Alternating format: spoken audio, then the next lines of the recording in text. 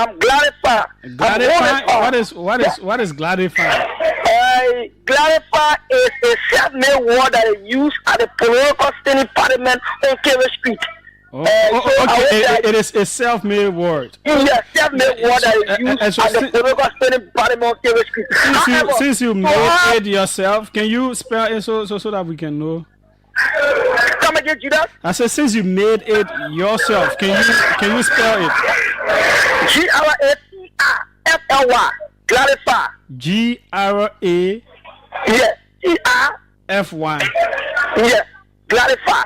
But how you say it is? The F-I-E is not there. The F-I-E that you want to be there is not there. Which one? But how you manage to know?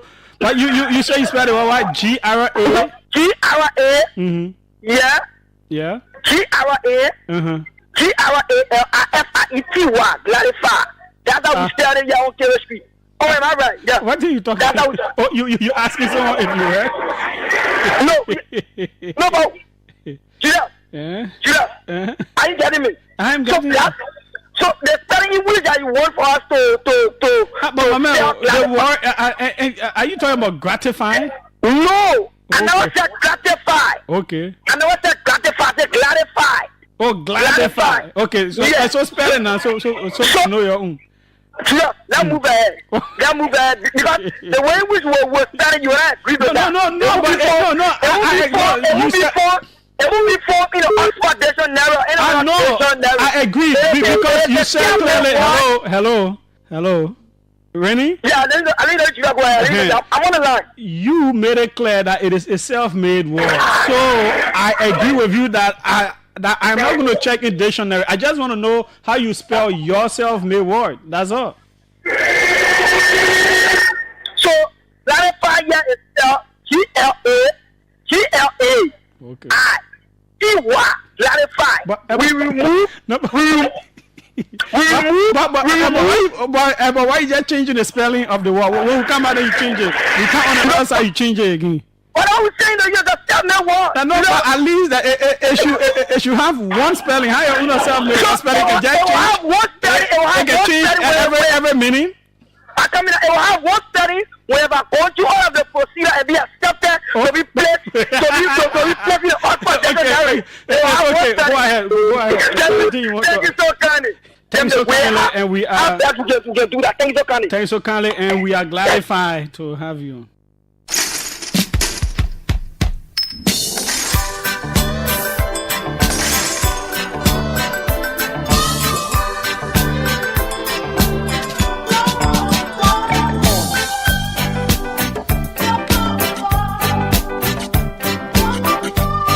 A moody, melancholy day.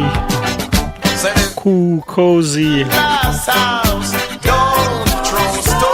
It's a kind of day that makes you think otherwise. Lovely. This is the OK Conversation on OKFM 99.5. Indisputably the biggest thing on radio anywhere in Liberia at this time. Welcome. 5 p.m. Former Pro Temp of the Liberian Senate, Ama Zolu Jala, will be our guest. A whole lot of things to talk about. He's advancing what many see as a controversial proposal to help the government. He will be here. That's at 5 p.m. At 4 p.m. we've managed to lay our hands on the head of the JNB Foundation. What is the JNB Foundation? When did it come into being? What are they involved with? How do they raise money? What have they been doing over time? Mr. David, he's a pastor, I understand. Pastor David Fatoma will be here. That's at 4 p.m. Before that, all of the things that matter will be talked about. Welcome to it, the OK Conversation on OKFM 99.5. Yes, indeed, it is what it is right here. We'll continue to play our part to help ensure that our democracy continues to get better, to advance, you know.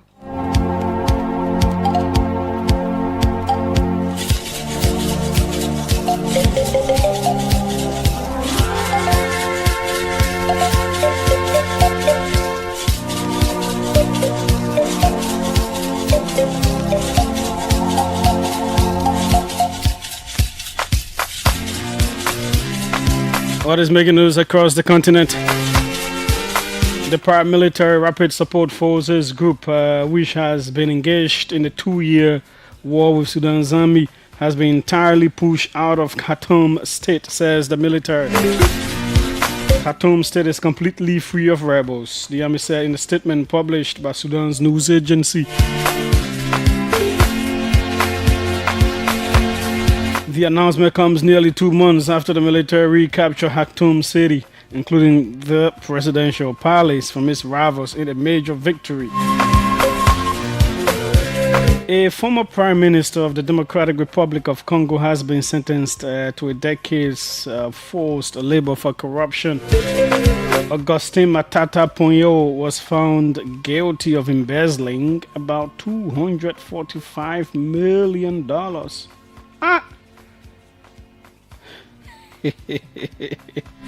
What? People bravo. $245 million of public funds by the Congolese Constitutional Court on Tuesday, alongside Deogracias Mutombo, the former governor of the DR Congo Central Bank. Matata's lawyer told Reuters news agency that the ruling was unfair and politically motivated.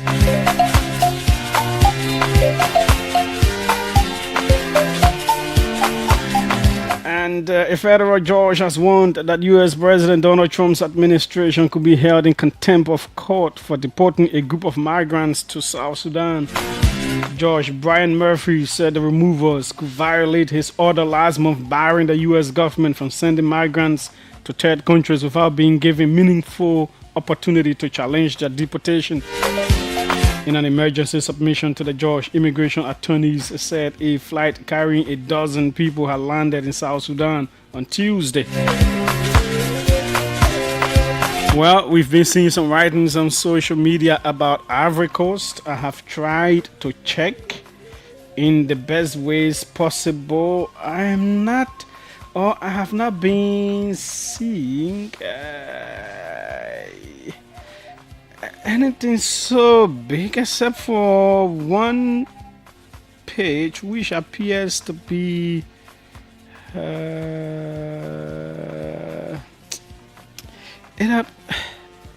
it appears to be a page sympathetic to some of these movements, overthrowing movements, writing stuff, but mainstream news outlets are not really reporting anything so far concerning.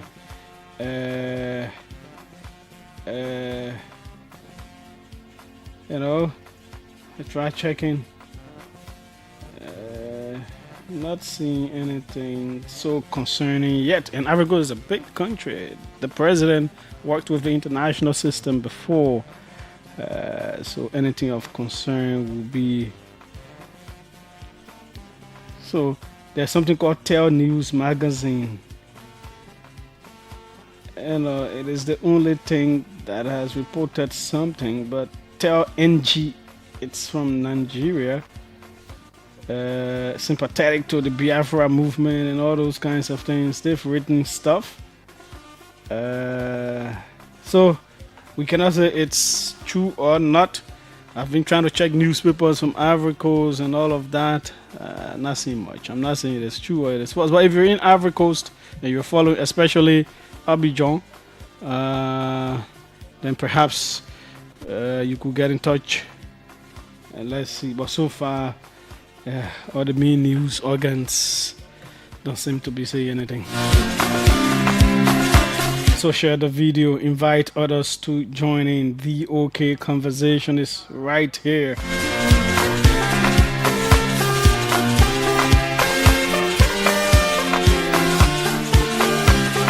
whole lot of you are following. Tell us where you're watching from, where you're following from. Comment on anything we're running here, and certainly you will get a mention. Let's take a break with some of our sponsors. When we come back, we'll take the fact check.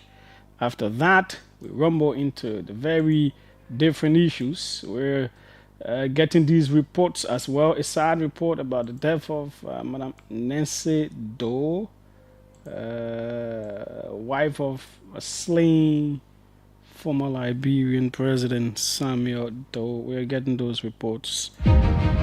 Attention all small business owners in Liberia. Are you ready to take your business to the next level? Introducing Accelerate 360, the program designed to boost your access to financing and expand your market reach. Over the next 3 years, Accelerate 360 will support 165 SMEs like yours. The program also includes business development service providers who have applied to be selected for the program. Don't miss this opportunity to grow your business and make a lasting impact. Visit our website at www.accelerate.liberia.com or call 0771 360 360. Accelerate 360, empowering Liberia's entrepreneurs one business at a time. Accelerate 360 is sponsored by the Government of Liberia through the Ministry of Commerce and Industry and the World Bank under the LIFT project.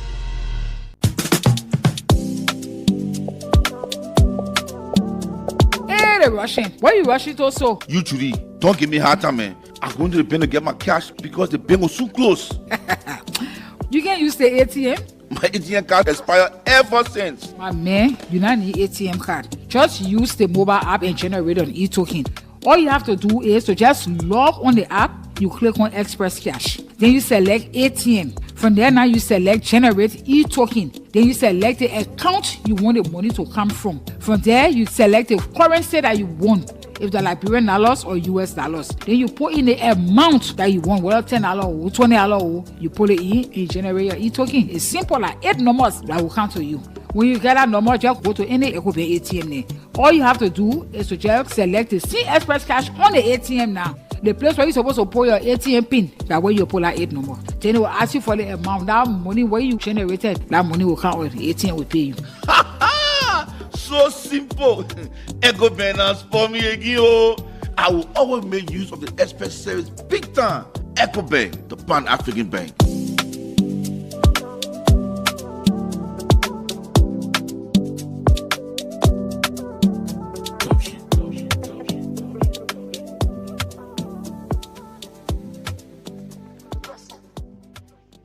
You pay attention, all of us that can use the road. If you're driving or using motorbike or even keke, if you're in a city or even on a highway, it's very important to know the rules of driving, the simple rules that can keep all of us safe. You must always wear your seat belt.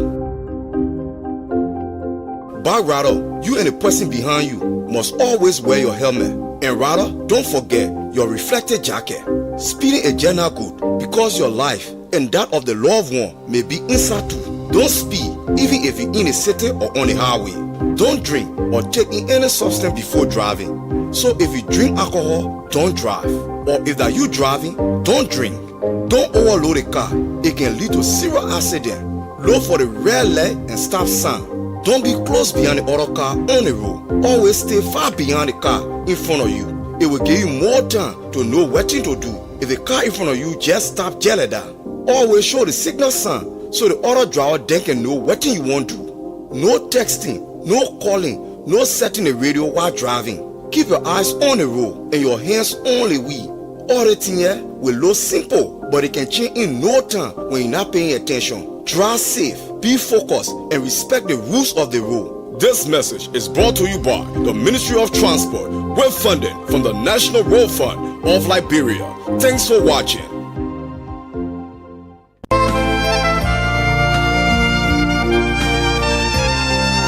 The Banking Institute of Liberia and the Central Bank of Liberia presents Phase 2 of its Professional and Business Development Training Program for 2025.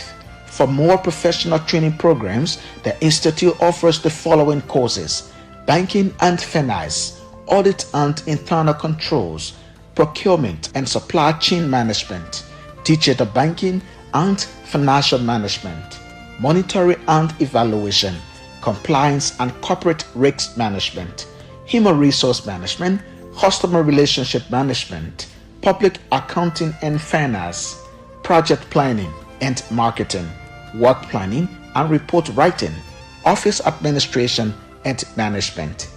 These professional training programs target degree holders and graduating seniors from accredited universities and runs for 7 months, certificates for 3 months and diploma for 4 months.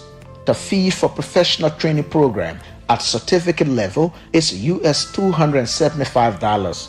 Courses we offered for business development training programs are business accounting and microfinance management, entrepreneurship and small business management, and office administration and business communication.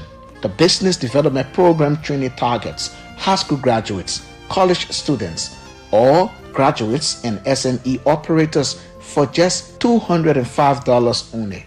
All fees are payable in 3 installments, 50% upon registration, 30% before the midterm project, and 20% before the final project. Registration begins May 19 to June 27, 2025, and orientation is scheduled for July 4th. For more information, please visit the office of the Banking Institute of Liberia at Warren and Kerry Streets intersection, beginning Monday to Friday, 8:30 a.m. to 4 p.m. or email us biltrainingdepartment@gmail.com. You can also call or WhatsApp on +231 777 194025. Pay less and learn from the best financial management training institute in Liberia. Welcome back. This is the OK Conversation. Let us now take our fact check segment. We will be back right after it. We're making some efforts to see if we can speak with somebody from the Ivory Coast as well. The ECOWAS Parliamentary Summit is ongoing in Abuja. We hope to get updates there from as well. Good day and welcome to the Fact Check segment. This segment debunks disinformation and provides the verified facts of statements made online and on the radio. On May 12, Isaac Doe, a former Youth and Sports Deputy Minister, claimed on Spoon Talk that the Ministry of Finance, for the first time in Liberia's history, has not published a budget performance report since the year ended. He cited the absence of the report on the ministry's website as evidence to back his claim. The publication of the budget performance report is in accordance with Section 36.4 of the Public Financial Management Act of 2009. To verify this claim, we browsed the official website of the Ministry of Finance to find the published budget performance reports. We reviewed the publications of budget performance reports since 2018. The first budget performance report under the previous administration, covering the period from July to September 30, 2018, was released on December 27, 2018. Additionally, 2 mid-year budget execution reports were published covering July 1 to December 31, 2019 were published on March 20, 2020, while the second, covering July to December 31, 2020 was published on March 2, 2021. However, from 2021 onward, no further budget performance reports were published under the previous administration. For the current administration, there are only 2 reports covering January 1 to March 31, which was released on May 15, 2024, and the mid-year report covering January 1 to June 30, 2024, published on August 20, 2024 for fiscal year 2024. So far, there have been no new budget reports published in 2025. Based on the information gathered, we conclude that while Doe is correct that the ministry has not yet published a budget performance report since the end of the 2024 fiscal year, has claimed that this is the first time in Liberia's history that such a report has not been released is misleading. There have been instances in previous years where reports were delayed or not published, which is a violation of the timeline set by the Public Financial Management Law. On May 7, Augustine Kafuan, Minister of Finance and Development Planning, claimed that Liberia's debt situation is in a category called moderate risk of debt distress. He made this claim at the government's town hall meeting organized by the Ministry of Information. To fact-check this claim, we contacted the Ministry of Finance regarding the claim. They replied stating that the minister's claim was about the country's external debt rating. Also, we reviewed the fourth quarter debt report published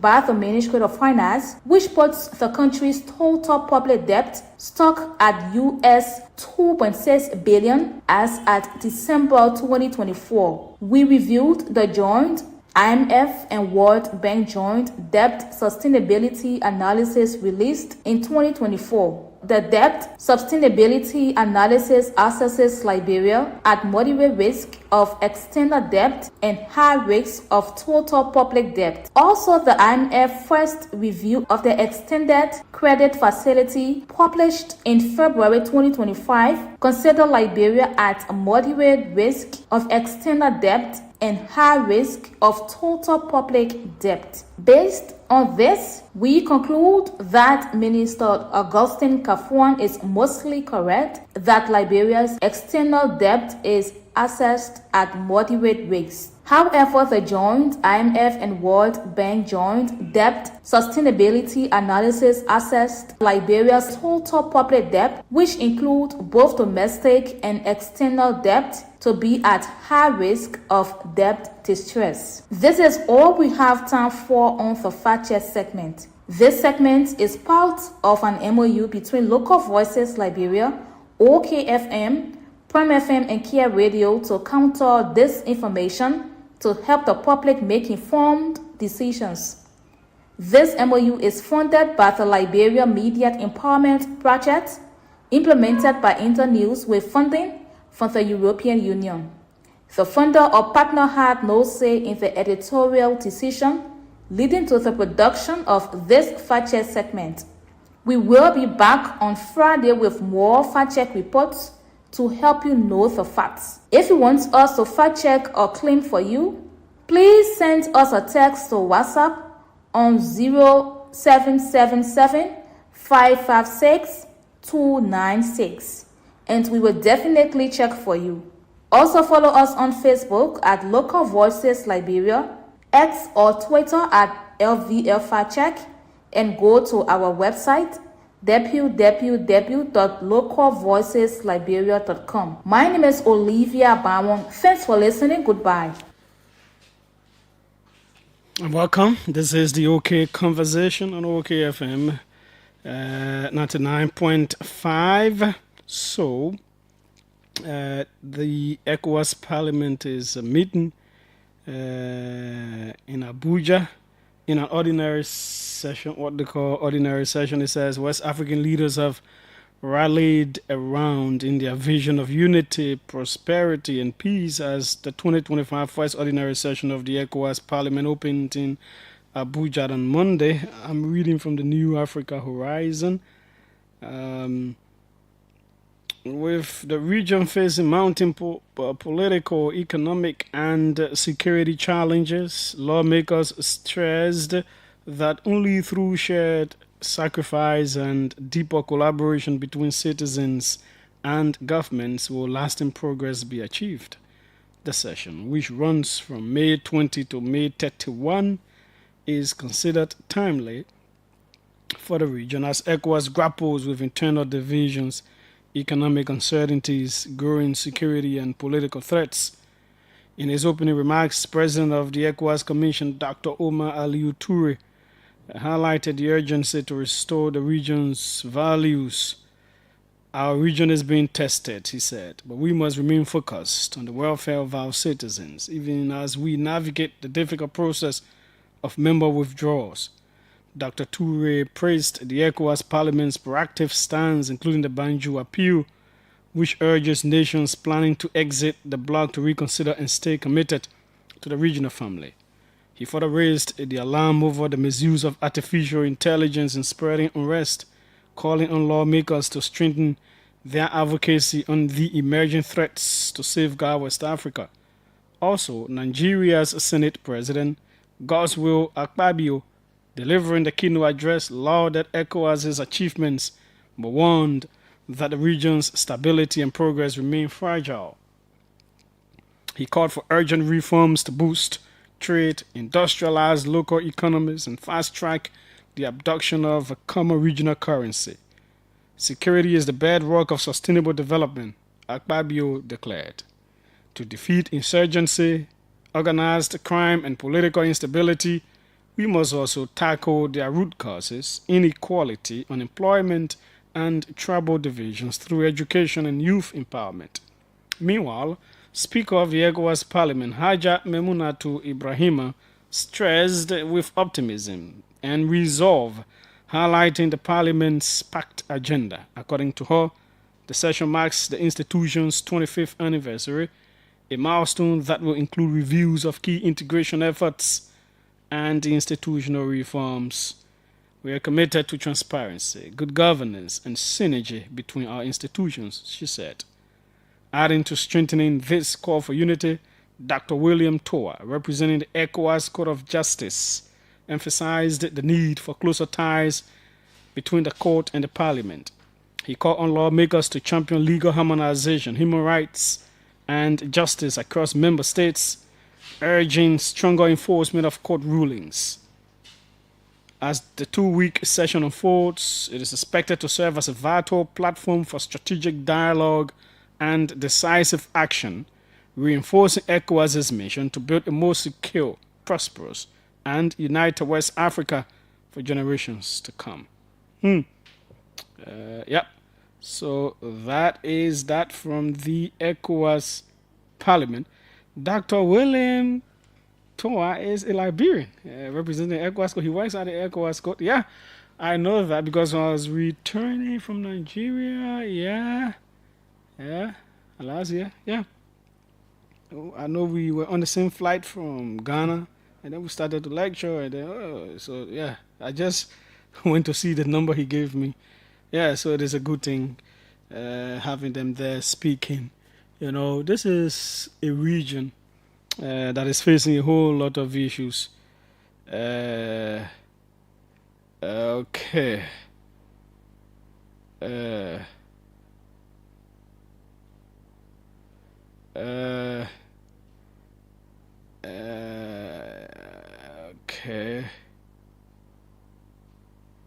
Okay. Bear with me, folks. I'm trying to connect with the guy from Ivory Coast.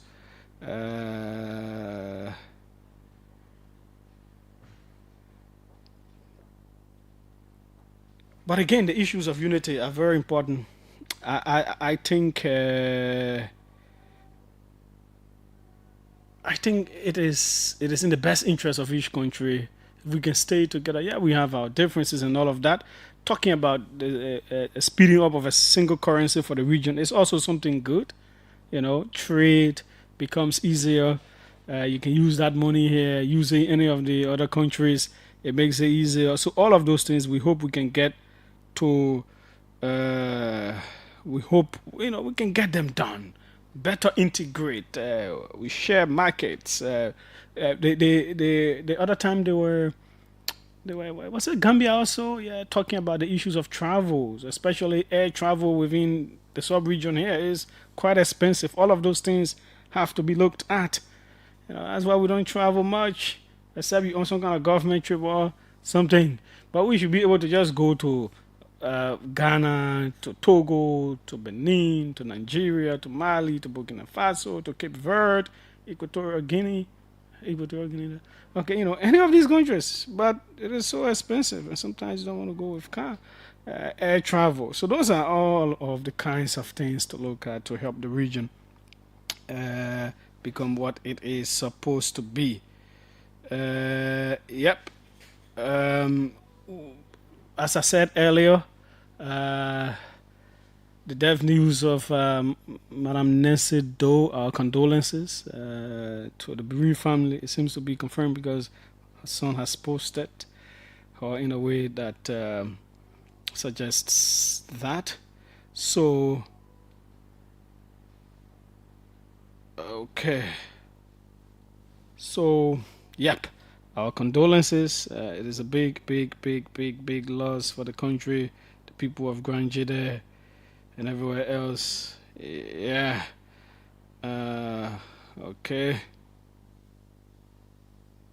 Okay. Shortly, we will go to Ivory Coast, my people. Okay. Okay. Okay. So, we want to speak with Benjamin Tegbe, who corresponds for Liberia Public Radio. And we want to speak with him on this whole news coming out of Ivory Coast. It is a very important thing for us to do. They are our neighbors.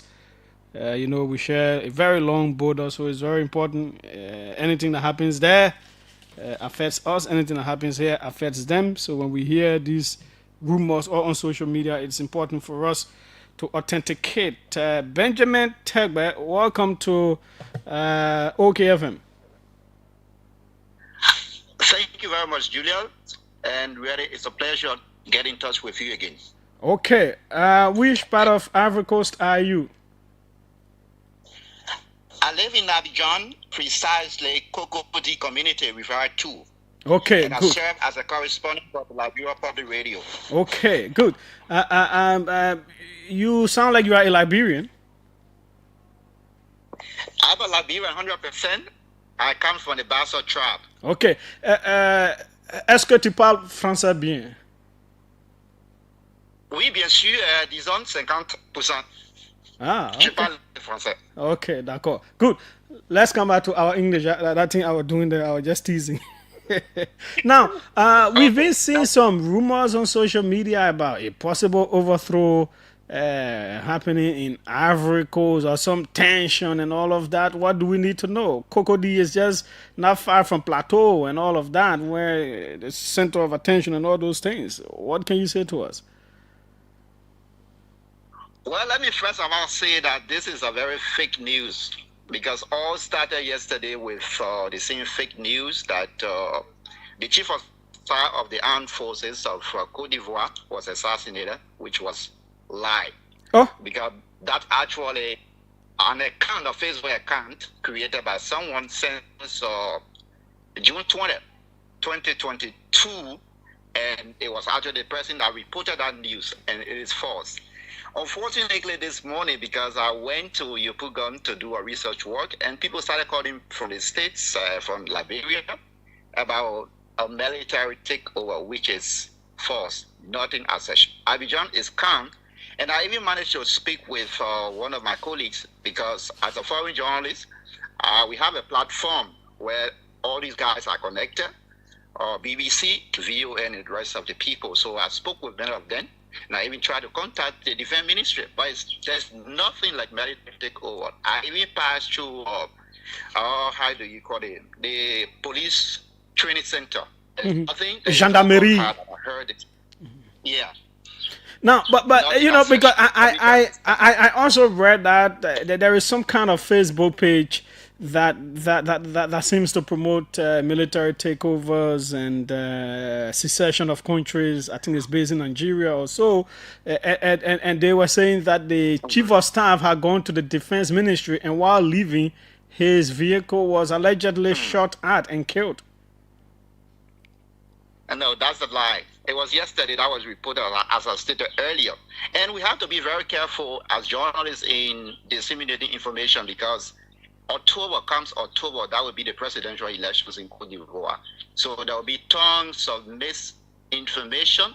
People will be publishing a lot of false information. People will publish things because they want to publish it. So we, as journalists, we are under obligation to verify and to make sure to confirm before. Sure. And certainly, this is why we have been checking all of the outlets and reaching out. Is there anything like protest? They also mentioned that people were all in the streets protesting, calling for the government to step down. I haven't seen any protests. As I told you, we work as foreign journalists. We have our police. If anything sparks up, not only in Abidjan, but any part of the country, information is being shared on our platform, and we are all allied. So I haven't seen or didn't hear or get any information on our Foreign Journalists Association WhatsApp group saying that, look, this is a protest or any information that was shared on our platform today. And you're based in Abidjan. You are in Cocody, one of the well-to-do places in Abidjan. I know that Plateau, the Plateau, Cocody, Trècheville, and some of those places are the well-to-do. Some of Yopu going others seem to be like the, Anyway, let's just leave that one. But thanks so kindly for being able to let us know this. You are welcome, and my contact is always available. Yeah, so I don't know how I got your number way back, because Mark sent me your number. So when I tried to store it, then I saw that your name appeared, Benjamin Tech. I said, but how did I get this guy number stored long ago? I have been wondering. You spoke to me before.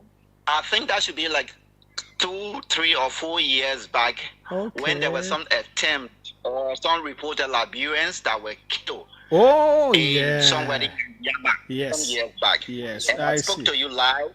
I see. It was one after. Yes. Okay. Thanks. So thanks so kindly for taking my call. I appreciate it. You're welcome. My regards to my lovely country, Liberia. Okay, that's Benjamin Tegbet there from Abidjan, and thanks to Magdan as well, that he could allow the men to break the news on our show even before this evening on their own Liberia Public Radio. That was selfless, Mike, and we appreciate that. We appreciate that. Okay.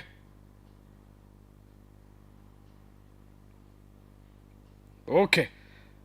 Things are happening in Alcop. We will come to that later on. Okay, so that is that.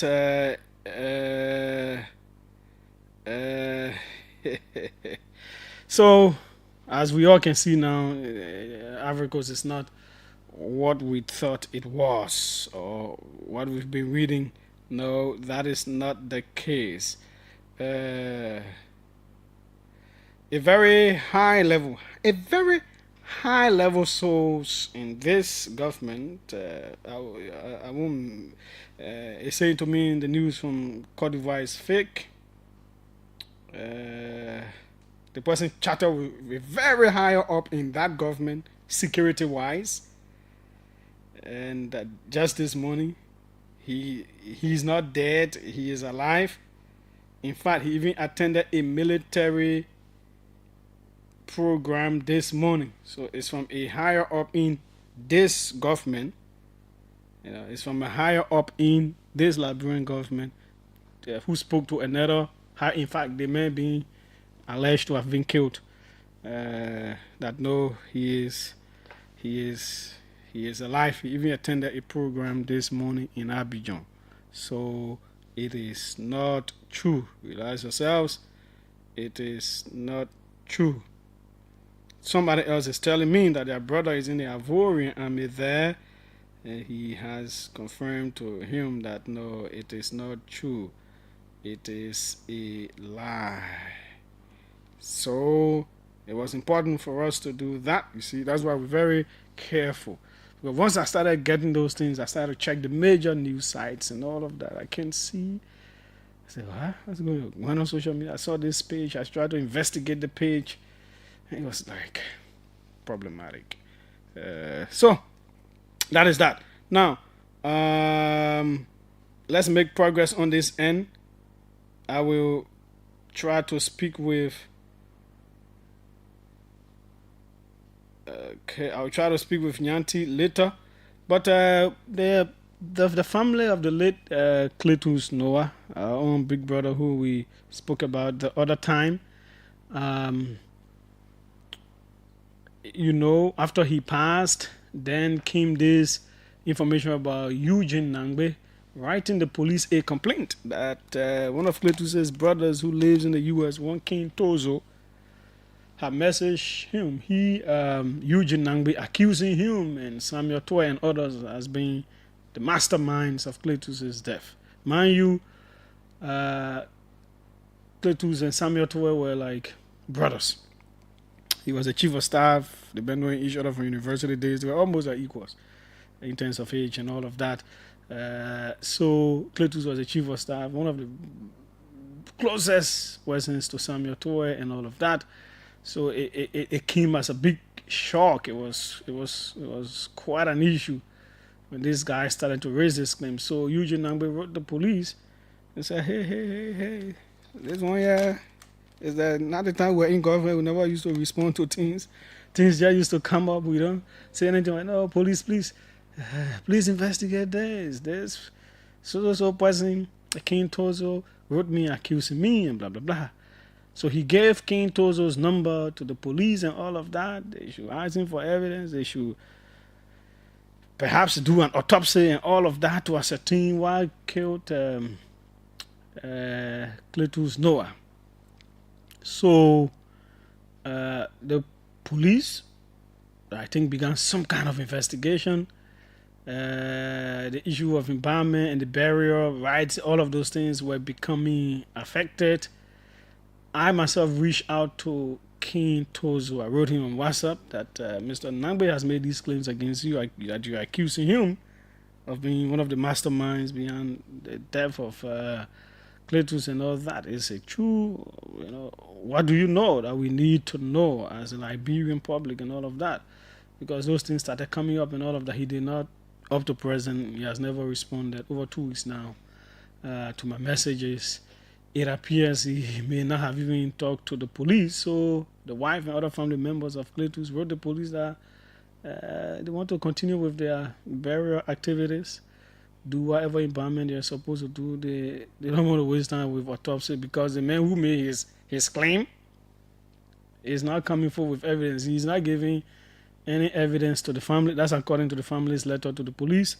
He's not giving any evidence to the family. He's not talking to the police or anything to say, oh, this is what I know and blah, blah, blah. And he's not here.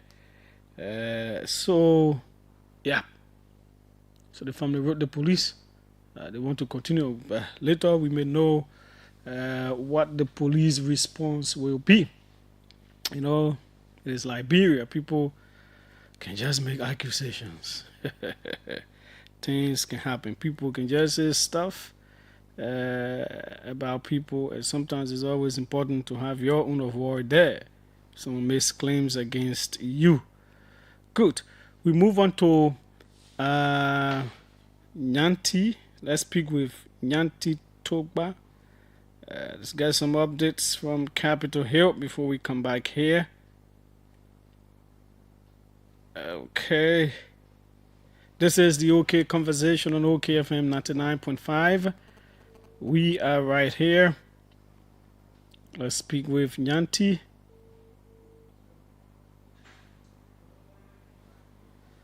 We have with us now Nyanti, welcome to the OK Conversation. Well, thank you so much, Julia. Thank you for joining me. Okay, Thank you for having me. I know I have an important topic about jobs and work permits, so don't give the updates on that one. It's going to be my talking point, so just leave that part. But let's start from the Senate before we go across the board for me to ask you other things. What do we need to know from the Senate? Yeah, so basically the Sunday they've sent resume for their the second sitting. And sorry for the poor quality in my voice because as a result of cold. But then the Sunday they resume on this gone Tuesday, And then yesterday was another session where there were a lot of stuff that was on the agenda of the Liberian Senate. But the key on the agenda on yesterday was the reading of a communication that came from three of the senators, joint communication, and the lead person behind that communication is Senator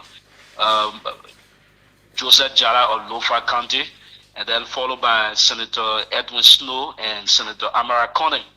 And as part of that communication is that they are calling for certain religious holidays. And then in the communication that was read, disclosed that since that we have the Christmas holiday, the Christmas and that of the Easter, they want the Sunday to reaffirm that holiday for the Christian, and that of the end of the Ramadan, that is the end of the Ramadan, be celebrated as a national holiday. But then their focus specifically is centered around the Muslim holiday. That is why that they wrote the Liberian Senate for such a day to be enacted. But then when you read the communication, what it says is that the body is saying that there will be a religious body wherein if there is the end of the Ramadan, because the Muslims normally they have to wait for the sighting of the moon before the day they can announce as to when the end of Ramadan should be. So they are saying that the religious body will inform the Ministry of Foreign Affairs in 5 days in advance, informing the body that a particular day will be the end of the Ramadan, and then automatically that day will be announced as a national holiday that will be specifically celebrated for the Muslim year in Liberia. So that was their specific focus with regards to the day. So the three holidays that were stated in their communication, one is the Christmas, the Easter Monday, and that of the end of the holy month of Ramadan. But then yesterday, as per the legislative practice, the communication was only read once. But then for communication to be sent to the relevant Senate committee, it has to be read twice. So meaning it was only read once. So tomorrow will be the second reading. So it will be read for the second sitting. That is tomorrow it will be read again. And then after the reading of that communication, it will be sent to the relevant Senate committee, at which time that Senate committee will scrutinize the communication, and then there will be a report that will have to be brought back to the plenary of the Liberian Senate, and then subsequently there could be a debate on the matter. So that's something that will go into committee room, whether it comes up from there or not, but it has to be brought back on the floor for a debate. So that there will be a second reading on tomorrow. Okay, fair enough. Talking about the House, there was one thing you raised the other time about the appointments being made that seem, especially to these committees, that seem to be sidelining those from the other side, the quote-unquote minority side. Not just that, but some of them have been raising concerns that according to their rules, committee heads and all of that are supposed to work for 3 years, and to remove them should be a 49 vote stuff and all of that. And then the meeting with the president yesterday, when some of them did not take pictures citing similar concerns. You want to tell us about that? What, Julius, as you may be aware, similar action that led to the problem that engulfed the legislature, specifically the House. One of those comes as per the resolution that was raised for by some members claiming that they were the majority.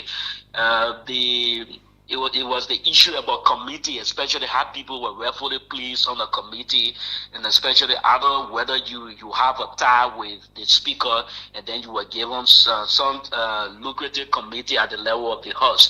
So just recently, following the impasse, and then that the speaker was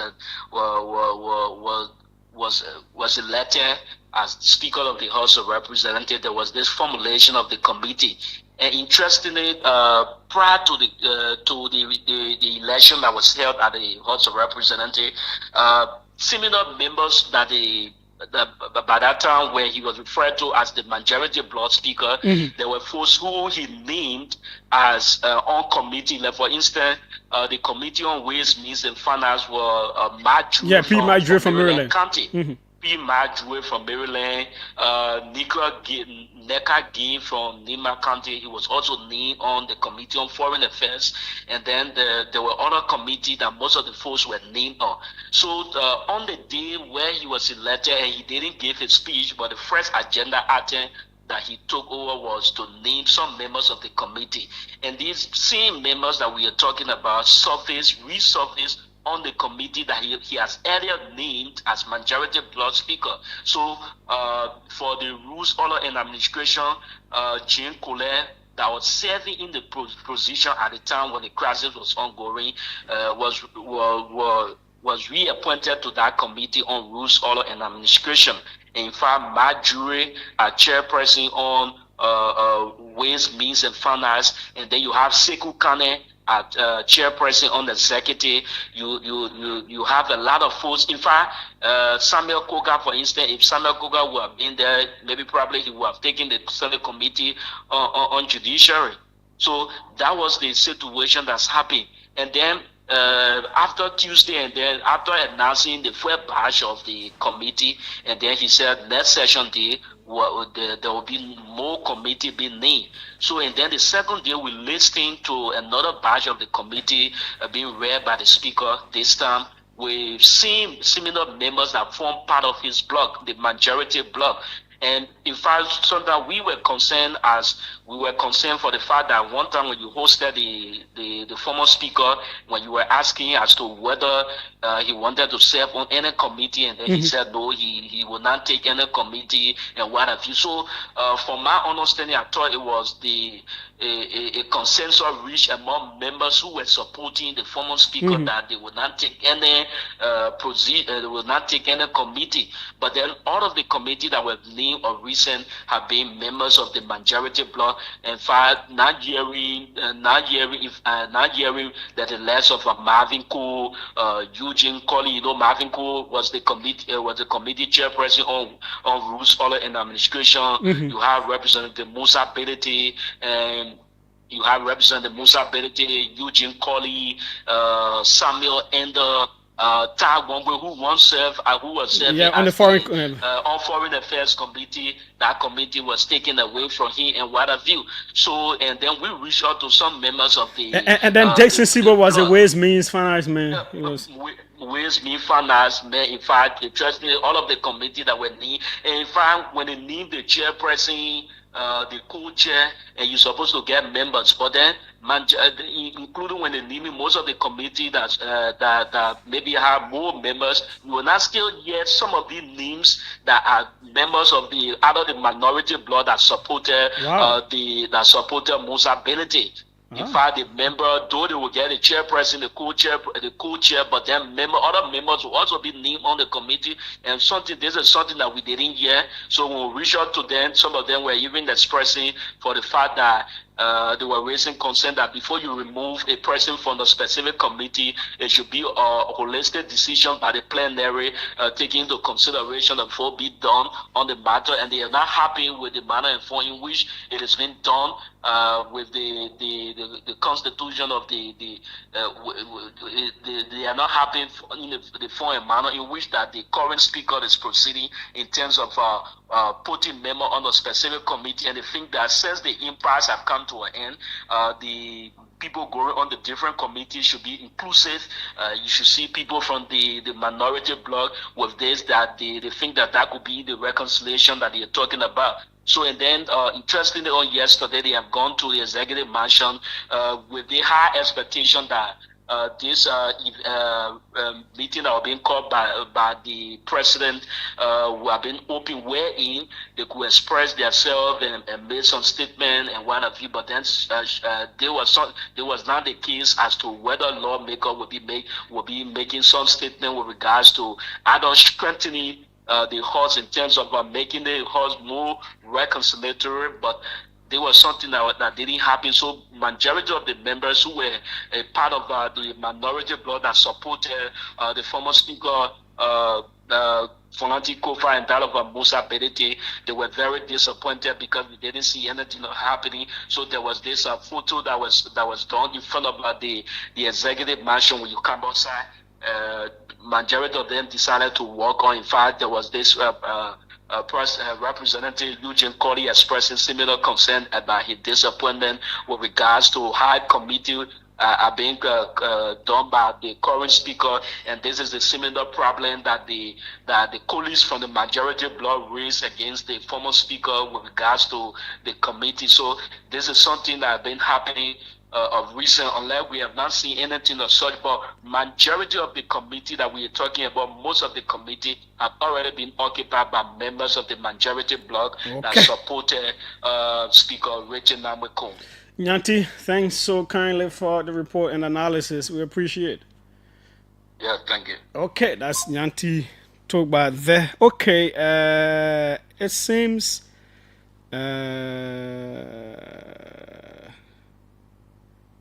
okay. It seems our 5 o'clock guests will not be here. So there are two key things I want to talk about. I'll talk about them. This issue of jobs. Jobs is a very serious thing in every country. I will bring the job issue, the work permit, Ministry of Labor, the Senate. I'm bringing all of that after 5. And then the holiday thing as well. Both of them we will deal with. Both of them we will deal with after 5 because our guest is here. Now, so I can only give pieces of advice, right? I can always try to give pieces of advice. If you take it, that's it. I think Speaker Richard Kun has to readjust. One of the complaints against Fonati was he gave the major committees to his people. I think that time he was trying to put Richard Kun on hydrocarbon. I think he declined it also. Yeah, even though they had some of them who did not vote for Fonati Kofa then as speaker. Some of them were members of committees. They were heads of certain committees. But there are certain committees that are considered lucrative and all of that. With this issue that happened, this impasse, I always think he should come across as a reconciler. You know, and it is how you do these things. Mind you, these things can be fluid. You know, how you apply power, how you use power, how people react to your usage of power can be fluid. Anything can happen. It is not a having power and you say, okay, since this whole side was like this, I'm going to suppress them and all of that, especially equals and all that. But most importantly, I believe the issues of the Liberian people, the very key things should be focused on.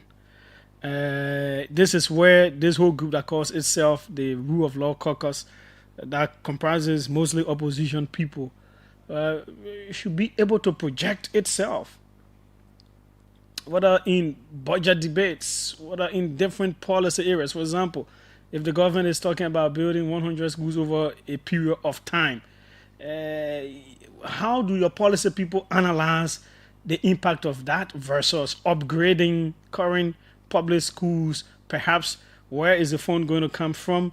Could we apportion some of that fund and reduce the number of schools to be built and equip the ones that are already existing and blah, blah, blah? How do you do the analysis?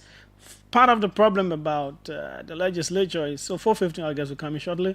Part of the problem is those things really do not happen. The resource people are not there. They're not employing people to do those kinds of research and analysis, or even consultancy services and all of that to better inform what they do, how they do, what they do, you know. So sometimes That's why we get the kinds of results that we get. That's why policy issues are not well dealt with as they should.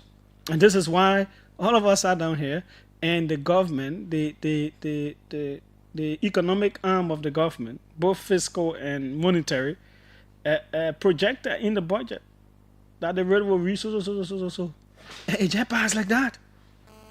They just passed the budget because we want to pass budget. We just want to pass budget. But that was a major thing that should have been looked at.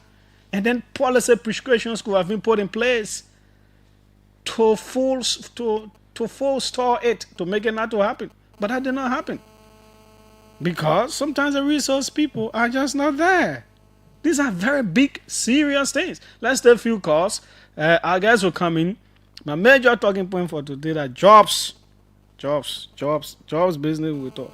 But we'll come after 5. Welcome. Let's hear you.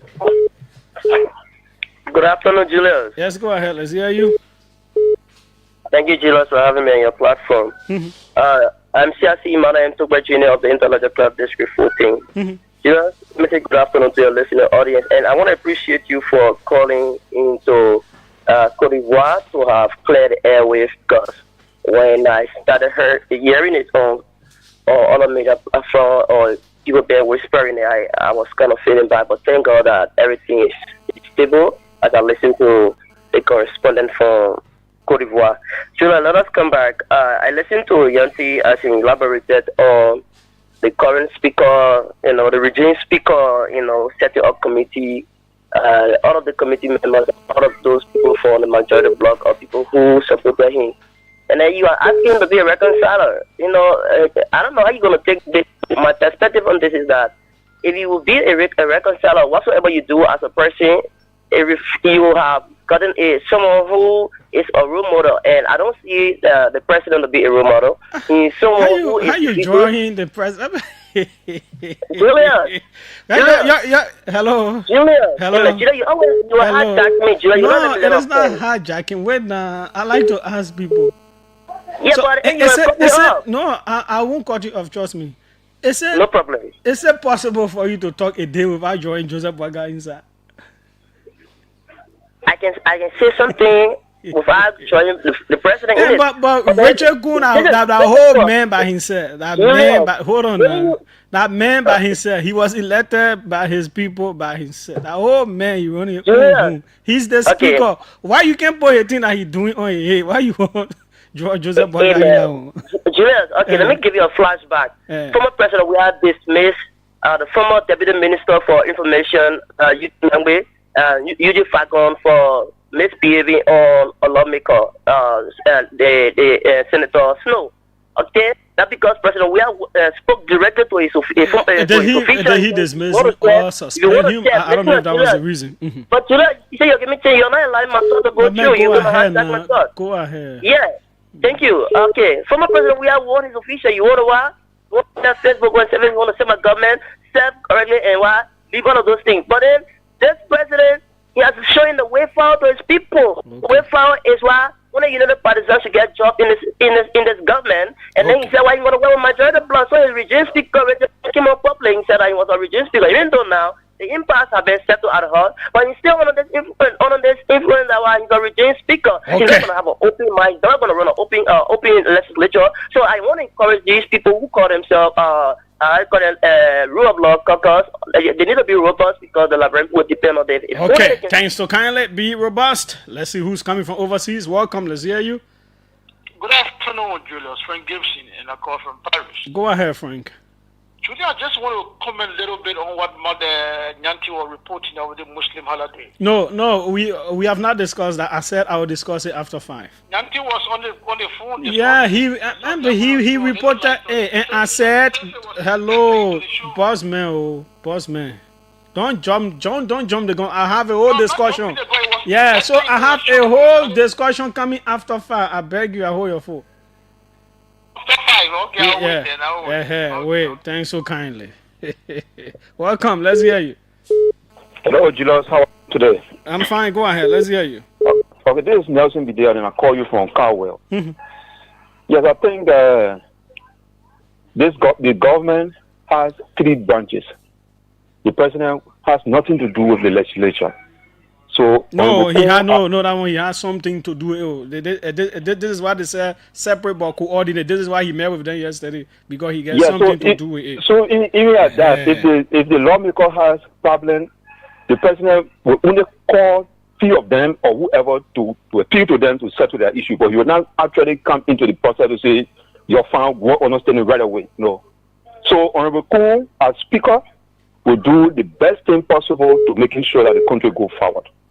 Okay. Yeah, Julius, 1 minute, please. 1 second. Yeah, the issue of commit. The Speaker is there for 6 years, and the leadership there, people serve for 3 years. So those who have been appointed after their tenure of the 3 years they will consider the minority black. No, but there were people in those positions who were supposed to go for they were supposed to go for 3 years, and they are alleged of being unceremoniously removed in violation of their rules. Yeah, so Julius, here's the thing. Those that supported Speaker Kuhn, they always said that the issue of political reward is not in heaven. It's so that's how it is supposed to be, that you break your own rules and you remove the people. No, I mean the way it is now, those who have been appointed currently to serve the 3 years. Oh, that they must serve the 3 years, but the other people that were there do not have the right to serve the 3 years. No, I mean Speaker Kofa have been put aside. No, but it is not about Speaker business. It's not about Speaker. It is like. It is almost a 10-year job. When you get a 10-year job, it doesn't matter who is president. Yeah, but the rules in the House, it is very respected by Honorable Kuhn. How now? In the sense that those who were under Speaker Kofa got their appointment the same way Speaker Kuhn is doing his appointment, because those are supported the Speaker then benefited from the funding, and now those that are supporting Honorable Kuhn have to benefit too as well. That's how they can run country. Eh? No, I mean that's the house's rules is being followed by the Speaker. No, but the rules of the House, Chief, the rules say when they elect you when they put you to those posts, it is for 3 years. For them to remove you, it has to be 2/3 majority, I think, of 49 people to remove you, but that did not happen. And he appointed different people there. So they say he is following the rules. Yeah. So Julius, the thing here is, those that were appointed by Speaker Kofa, those guys misbehave on the current Speaker. Oh. Those guys misbehave. Okay. Especially Marvin Cole. Okay. You know what I'm saying? So you have to pay for what he did. Okay, thanks. So kindly, let me see the final point to speak to Representative Marvin Cole. I don't know if it is the number that I have for you. I hope this is the one I have for you. Okay. Let's hear from him. Then we'll come to our guest. We'll give you more time, so we'll get enough time. The next guest is not coming. So, okay, we have, I believe this is Representative Marvin Cole. Yeah, Julius, good afternoon. The former House's chair on Rules, Order, and Administration? No, I still remain the constitutional chairman of Rules, Order, and Administration. What you call constitutional chair? They already move you. They put James Cole there. They say yes, because, Julius, this is the kind of country we have, and we have people to behave the way they are behaving. When people trying to be disrespected of the rule of law, I mean, they conduct themselves the way they want to conduct themselves. But tomorrow in session, I can say clearly to the public, we are going to encourage Speaker Richard Kuhn that we respect Rule 54.1 and 2, that speaks to the fact that all committee chairs are appointed for the Hello, sir. I don't know what happened. Hello? Yeah. Hello? You can go ahead. Okay, there was no point in time during the impasse that the leadership, more especially heads and co-chairs of committee, were being disputed. The issue were about the removal of the speaker that were hijacked and then later on we ensured that the rule of law was followed. And then those individuals who supported Richard Kuhn did what they did, and we respect that because the procedures of our elections were followed. And the choice of Fanatic Kofa to resign, he made that ultimate sacrifice on behalf of our country. But the precedent was set. Now, Rule 54.1 clearly states that chair and co-chairs of committee are appointed for a period of 3 years, a tenure position. For Speaker Kuhn to be elected and arbitrarily decided amicably to dissolve those committees and begin to appoint people, even our rules silent on the membership of committees. Those individuals that are appointed on committees as members, the rule did not speak anything to it, so they are there for the period of 3 years. The rule did not talk about any removal. Now, how are chairpersons removed if, for example, they want to make changes? If you want to make changes that what he has done, the only procedure to follow is to get the 2/3 and then do a circulation of a memo that we are going to change our rules. We're going to suspend our rule or dissolve our committees within 24 or 72 hours. Those information should be circulated to every members of the House. And then that determination will be made. When we go on the floor, Speaker Kuhn needs to lobby and get the 49 votes to dissolve this committee to give him the authority to reappoint people. But against all of those, with encouraging, we sat with him that this was not the procedure to follow. And he told us almost like, in an elementary where you go to hell, nothing going to happen. Oh, wow. But we can say to you, Speaker Kuhn will be encouraged tomorrow to follow the rules. If he refuses to do so, what will you do? The government will have an opportunity to bring more police again to do what they want to do, but we are not going to be violent. But if you're not be violent, then why are you talking about the government will bring in police? They will want to prevent us from going to session to state our opinions, and then we are going to go to the court. We will follow the rule of law. We are not going to encourage any violence in this country because our country is premature in terms of the security system of our country. We are going to encourage our colleague, Honorable Richard Kuhn, to do the needful by sitting and allowing himself to go through the procedure. Our rules require that you get 49 on the floor to dissolve committees. And in fact, like me, I want to publicly state, if Richard Kuhn was to reappoint me on the Rules of the Administration, Julius, I am on record. I will never serve on that committee under Richard Kuhn. I will not do so. Why? Because I have just made up my mind to be an ordinary member in the House of Representatives for the next 4 or 5 years or whatever going to happen. Because the future of our country is in the hands of God, and God determine who will become what at a particular point in time. So we are not saying that because we want to get into leadership. Every leader wants to work with people that he feels comfortable with. But we want to encourage him to go by our rules. Because if we allow them to slide under the carpet, tomorrow Richard Kuhn and his same group of people for the 3, they can work on and say, let's expel Honorable Marvin Coe because he has a strong voice and he disagrees with the speaker. He can lobby and do anything because, that's the character of being disrespected of the rule of law. The most disturbing thing was the day Honorable Richard Kuhn won the election. He wore the t-shirt, the law is the law. That was a direct provocation to members of the rule of law. It was a provocation, but we exercise restraint. But sir, the law is the law. That is a legal maxim. That is something that everybody says. Julius, Jack, the law is the law. You cannot be wearing a t-shirt that bearing the law is the law, and you are violating the law. Okay. That is the irony. So I just want to encourage him. Those individuals who said that maybe if you try to carry on a rebel activities, you should benefit from rebel activity. This country will benefit from the rule of law, and every person must benefit from the rule of law. The fact that Honorable Richard Kuhn sat down in session and he was being referred to after 6 months. Hello. Number Maserado. I don't know. You are breaking up. Richard Kuhn. Okay, Representative Cole, thanks so kindly for taking. Okay, that's Representative Marvin Cole of Bone County. Okay, let's see how that plays out tomorrow up Capitol Hill. But we have with us the Reverend David Fatoma. Welcome, sir, for the first time ever to this show. Thank you very much.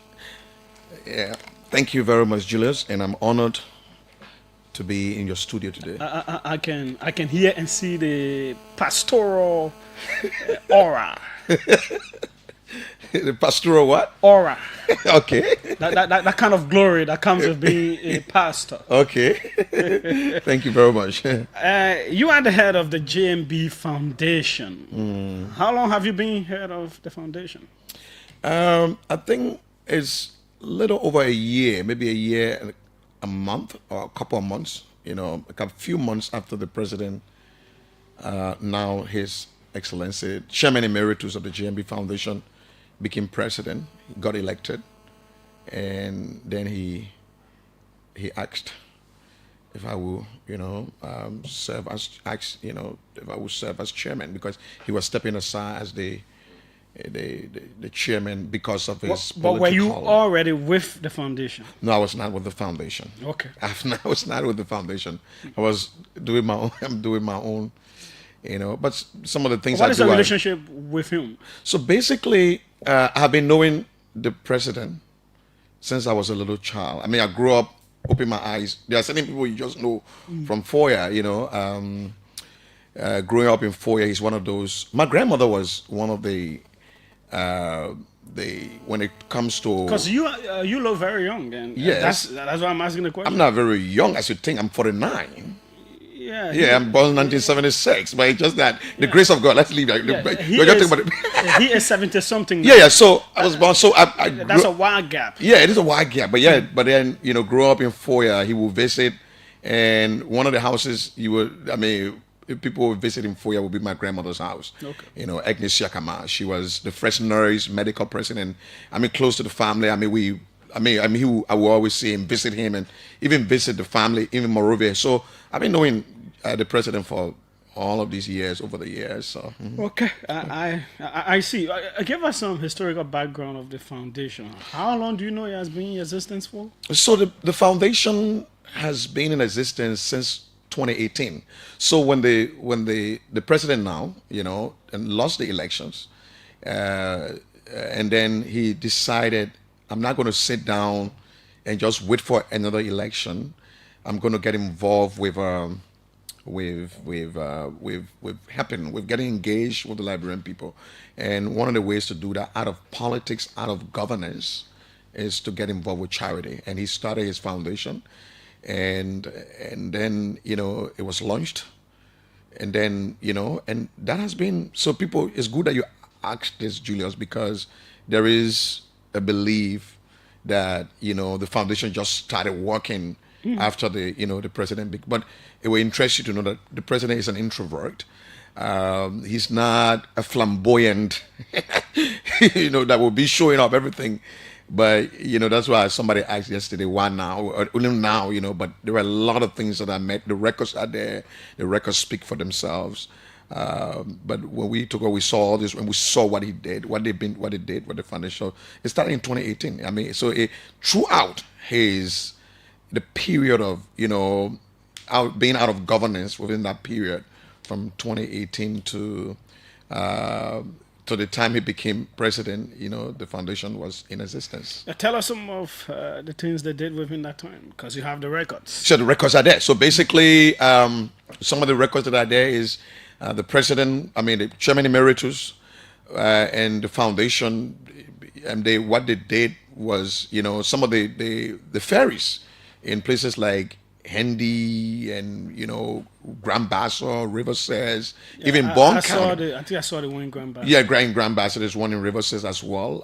Besides that, the foundation was also involved with with scholarships. Some scholarships around the country. Even at the National Vocational Training Institute, NVTI, there are a lot of students that have been there, sponsored by the foundation. And you talk about some universities in town, and even scholarship on a secondary, primary, and secondary and tertiary level. So basically, these things have been happening.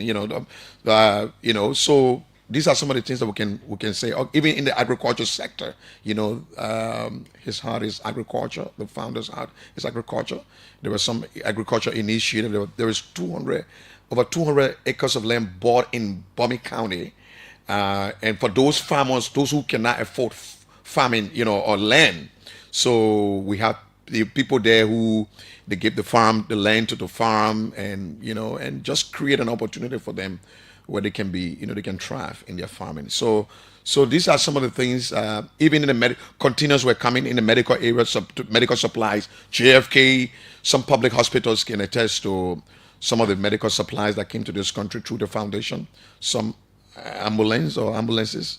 Just one or two medical facilities in the country. So, just to name a few among many things that the foundation, that we know that the foundation was involved with and continues to be involved with. Now, back then, yeah, before he became president, how was the foundation getting resources? How was it sourcing money and all that to run? Before the foundation, before he became president. Before he became president. Oh yeah. Locally, there are goodwills, people, individual supporters, and we're interested that GMB Foundation is a registered organization in the United States of America as well, and so there are supporters and sponsors and individuals who have been, from individual level, people were supporting the foundation. Fundraisers were done, and even in the U.S. and even here locally, fundraisers was done, and some goodwill from people. So basically, and the chairman emeritus himself being a highly connected individual, to serve as vice president for the country for 12 years, you must have a lot of connections on the locally, internationally as well. So these connections, I think people saw some goodwill coming to the foundation. Okay, now, right now, what is the foundation involved with? What is it doing? So at this juncture, we are involved with a whole lot. We have 6 pillars. We have education, health, agriculture, women and youth empowerment, sanitation and environment. We continue to do, the ferries are still running. We may have 1 or 2 that have been, we're trying to repair some of them that, got broken with our friends from Holland, from the Netherlands. In fact, one of them is on our board, one of our friends from Holland. We're working on repairing a couple of them. Those continue. But basically what I would say is that the educational aspect continues. The foundation continues to support, students in need in primary, secondary, and tertiary level. We are also involved with the health. The health is very critical. We have been involved with a lot of health, involved with the health heavily. If you've seen lately on, in the news or whatsoever, we have been involved with bringing containers to the country. I've traveled as chairman. I had the privilege to travel to Dubai, and we got in touch with partners who love Africa, who have decided to support in some ways, especially Liberia. And we've been getting containers last year before the end of the year. The president had chairman. I like to say the chairman emeritus.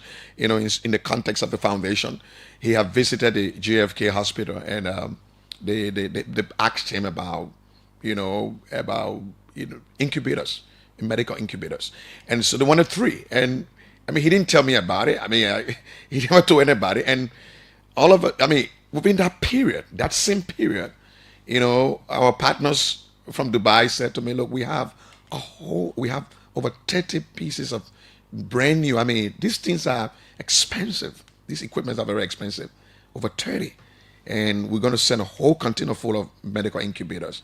And when I briefed him on that, chairman emeritus and the board and everybody, it was like that was an answer to prayer to serve the public, to help the health needs. So we decentralized. If got JFK end up receiving, instead of 3, they end up getting 6 of them.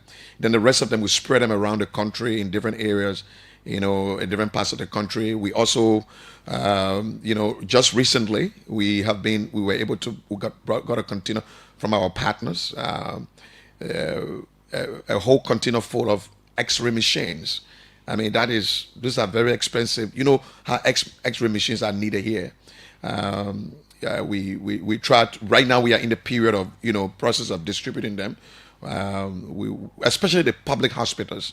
And so what we also going to do is that, in fact, we are going to bring the experts, because they are modern technology. Those equipments are high tech. So we are going to bring the experts from India, and they're going to be following them up and making sure that they are installed and ready to go. So more besides that, we have been having a lot of back-to-back. I mean, a lot of goodwill has been coming, especially in the medical area. We've had from Italy a million syringes in a container. Just came, and right now our guys are putting them, sorting them out to see how they can distribute in various public hospitals. Now, how do you raise money now? How do we raise money? No. I mean, now, so we raise money through fundraising. Like on the president's birthday, we were able to raise some funds. I mean, we used that. In fact, it was launched. The foundation was launched on his birthday. It started on his birthday, in 2018. And so we thought, what can we have an anniversary? So there was an anniversary last. When the president celebrated his 80th, the chairman emeritus, like I said, I would like to say, chairman emeritus celebrated his birthday. We raised funds. People gave us some funds. There are companies and individuals who are giving in corporate social, especially companies and corporate social responsibilities. We knock those. It's kind of a little difficult sometimes because people see you as this political. It's kind of a little difficult to divulge. That's the difficulty we are fighting with. It's kind of difficult, especially in terms of funding. People think that there is this myth, Julius, that I even need to address today.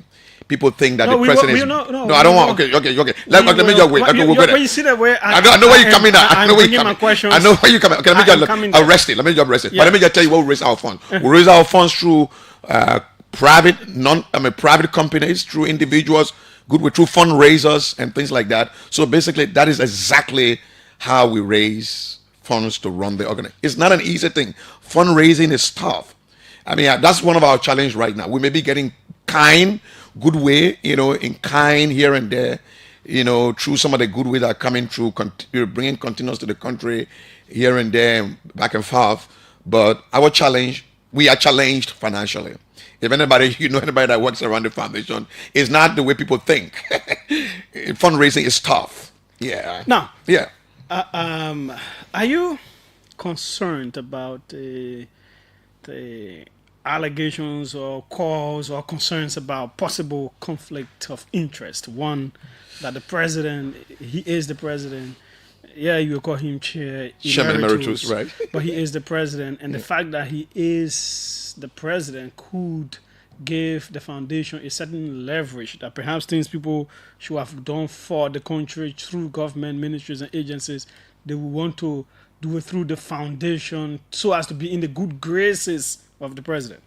Well, I mean, there is a concern about that, but the truth be told, Julius, the president, being an honest man, I mean, he would have chosen to stay as the founder and the owner of his foundation, remain chairman.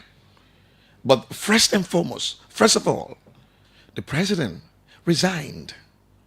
He resigned. He said to me, David, I'd love you to take over as chairman, because I cannot, because the presidency is heavily political.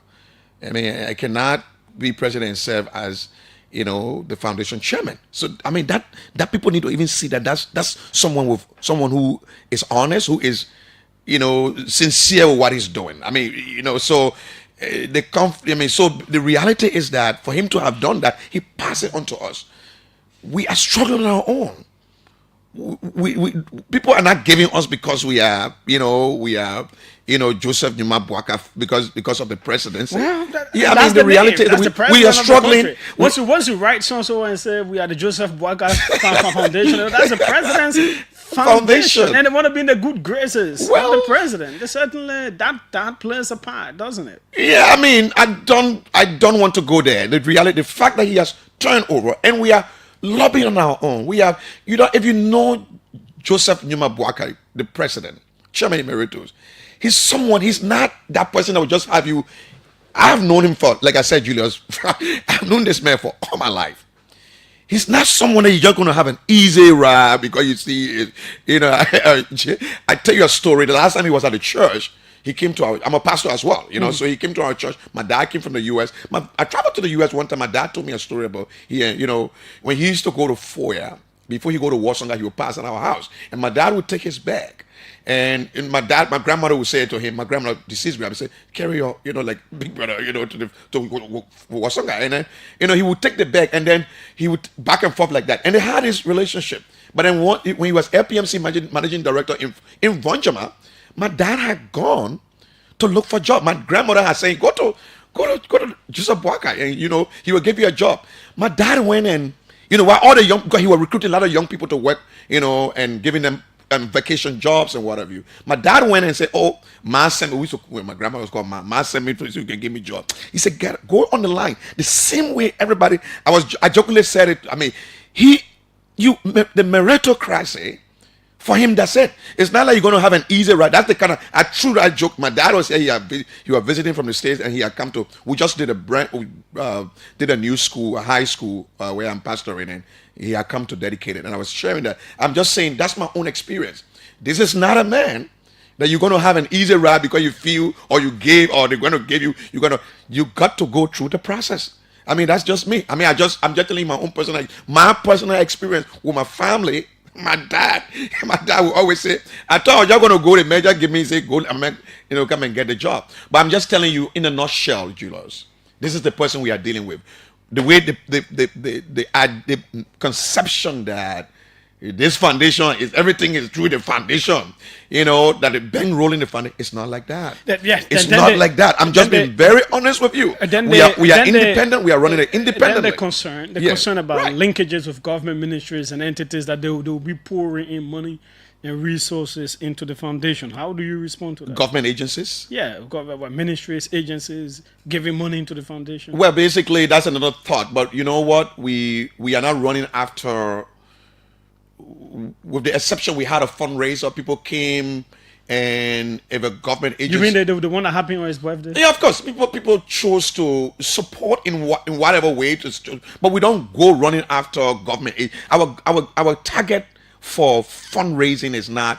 We want as much as possible, Julius, to divorce our work because I know how people think.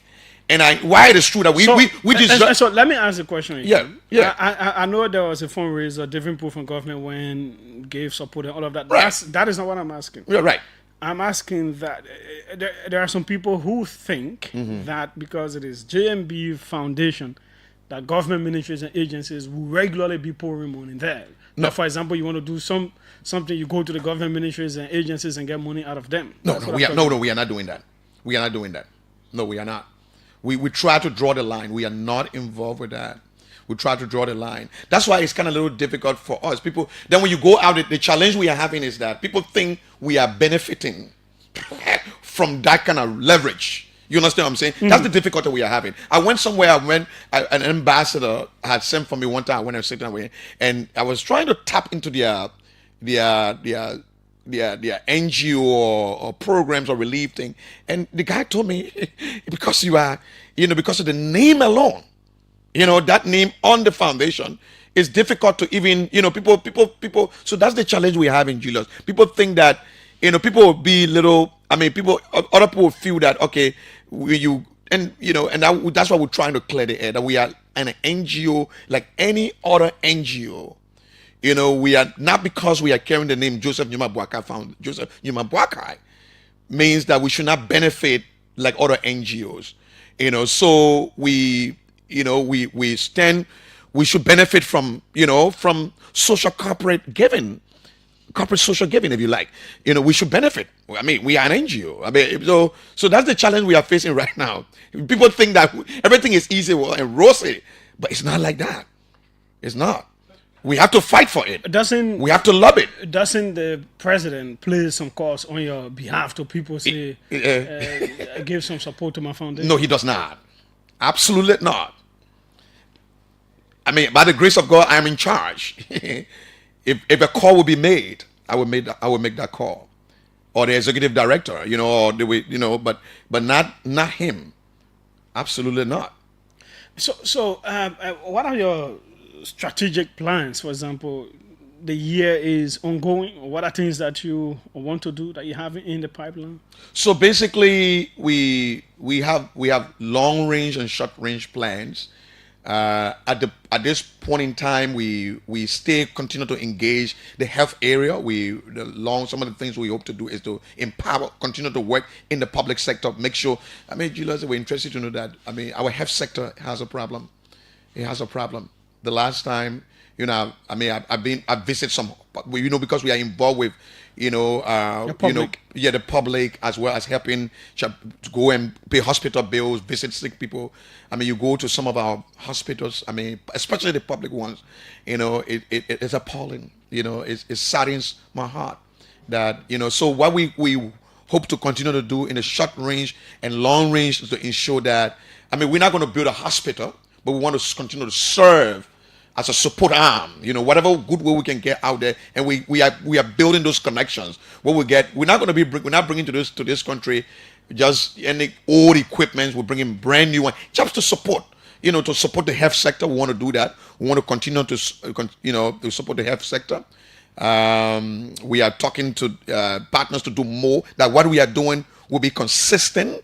To support the health sector. How do people reach out if they want to support? What do they do? What do they do? Mm-hmm. We have an account. We have a website. It gives you direction how to give to our foundation as well. What is the website? The website is the Joseph Numa Bwaka Foundation. Just the Joseph Numa Bwaka Foundation. You see all our details there. You see our account numbers. We have account numbers with GT Bank, UBA, and basically those banks. We have accounts there. You can reach out to all our. If you check on the website, you will see our contact, email through emails and phone numbers or what have you. And so even before we leave the studio, if anybody wants to give, we can give them numbers, to see how they can.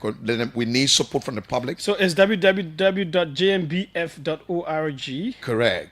I'm on your website. Be a part of the change. Mm-hmm. Latest stories, two of President Joseph Bwaka's envoys work behind the scenes.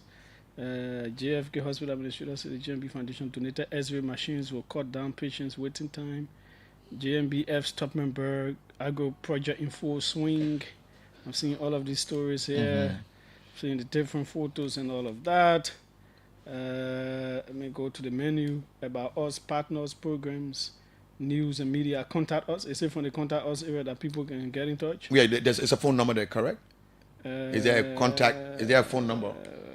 Yeah, I'm seeing Office of the Executive Director, Rehab, blah, blah, blah. There are phone numbers there. Mm-hmm. Office of the Deputy Executive Director. I'm seeing phone numbers there correct. as well. Yeah. Mm-hmm. I'm not sure. I'm seeing where they can donate. Board of Directors, blah, blah, blah. Programs, sanitation, partners. Okay. So who are your partners? Well, so I mean, we have some we have our local partners, we have our international partners, that have, I mean, that have helped us. Yeah.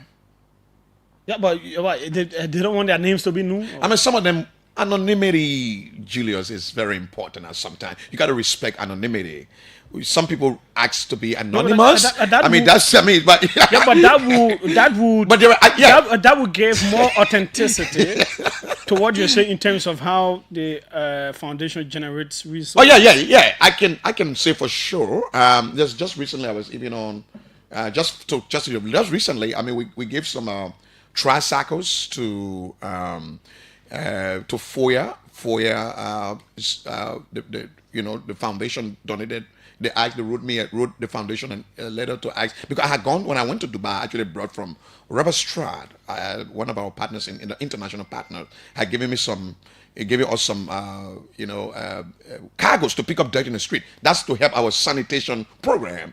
And so we didn't reach out to FOIA, which that was done in Monrovia, but recently the mayor of FOIA reached out and said, look, we need to clean our city. Can you help us? And then, SACCOM, these people have to get back in corporate social responsibility, corporate social giving. So just most recently, both in FOIA as well as Topmanburg, they gave us, these cargoes to pick up dirt. We also received support from our friends in Dubai, who have given us some of these medical equipments. Like I just stated, Rapperstrat, they gave us, these all these high-tech medical equipment. Like talking about the incubators. Do you have local businesses that support as well? Well, yeah, that's what I'm saying. I mean, yeah, I have all the list here to you with me now, but that's an example of you asked, and I'm just giving you. But some of them I will not show you their name because of the anonymity. Julius, what are they afraid of? They are contributing to something good. Yeah, but not everybody wants to be. Julius, you don't respect anonymity? I do, but it can be with everybody. Yeah, it can be everybody. Not everybody. I've given some of you. All right, I've just given you an example. Do you want all of them? No, I don't. Locally, I really haven't heard anything. Yeah, I know. Yeah, man. Let's go. Let's leave that. No, but still talking about the work that you do. There are times people who are in certain dire needs, certain hospitals also. Do they reach out? Can they reach out to you? You were talking about syringes and X-rays. They may not necessarily be public hospitals. Of course, they may be in some communities without public hospitals. Can they reach out? Of course, we are partners with some private health centers. Actually, we have some of these things we receive is not just the public. We actually have given good amount of our donations to the private health centers. The records are there. We have given to some private clinics, 1 or 2 private clinics that are partners with us. And so you can reach out to us. You can reach out. You can write. Feel free. I'm making this categorically clear. It's good that Julius asked this. We know that some private health centers are also struggling. Just like these public health centers are struggling as well. You're trying to augment governments, to help the public. So we are open to that, Julius. Yeah, I can say for sure. Okay, his name is David Fatoma. I also heard that you are an author. Yes, I am. How many books have you written? 3 books, and I brought you one copy today. Okay, which one? A prophetic call for national shifting. This is not the latest. The latest is Wonders in the Pathway. Let me just give it to you. Yeah. I will do an autograph before I leave. Yeah, sure. But this is a prophetic call for national shifting. We also speak to national, despite being a pastor and being. What is your church? So my church is Light Streams Chapel. Where is it located? Solution Outreach Ministries is located behind the former president house, Chancellor, Pacos Island. Have you been to Pacos Island? Down the hill there. Yeah. So that people don't know that there's a big community there, but we are there. By the grace of God, we have our main campus there. We have 6 other churches around in and around the city, and some out of town, and we have a school there as well, and our own small NGO called Leap. So there where we are. So this book was written was authored in 2023. Yeah, it is like an 90-page book. Yes. A prophetic call for national shifting. What is it about? So basically, you look at the book, the call, a prophetic call for national shifting is the need for us to shift as a country. It's speaking to, this came shortly before the election, setting godly standards for national leadership. How does a nation shift? Leadership is very critical. Julius, we're interested to know that our problem in Liberia and Africa, national leadership, national problem is it's leadership problem. When we can solve our leadership problems, we can transcend, we can shift as a country. So what this about the book. So let me just read in the book the book about the book. Right.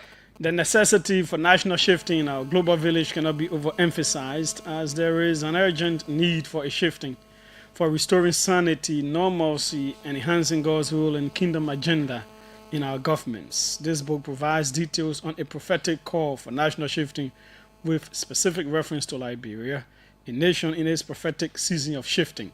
Overall, this book reminds God's children of their role in enhancing the shifting of our nations and provides a clear guide for that process. Right. Okay? Right. That's it right there. Okay. Are there books that people can get from anywhere to buy and see? Oh, yeah. I mean, we've launched it here.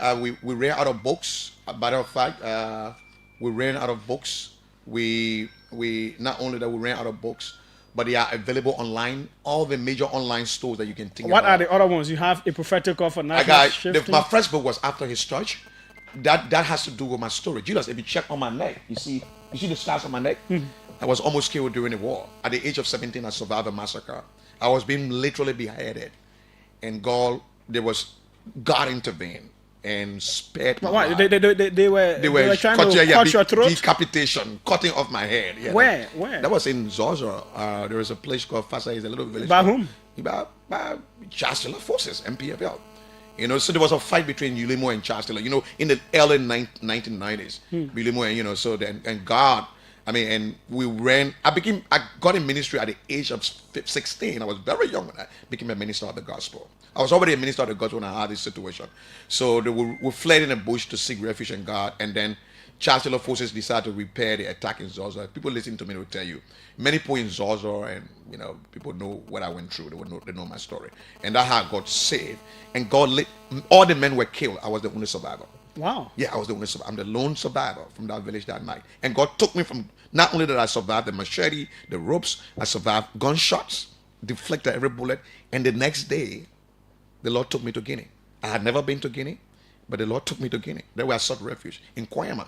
Those that listen will tell you. Everybody, most of the people that are in refugees in Kwayama know me. They know my story. And the Lord brought me back to Liberia.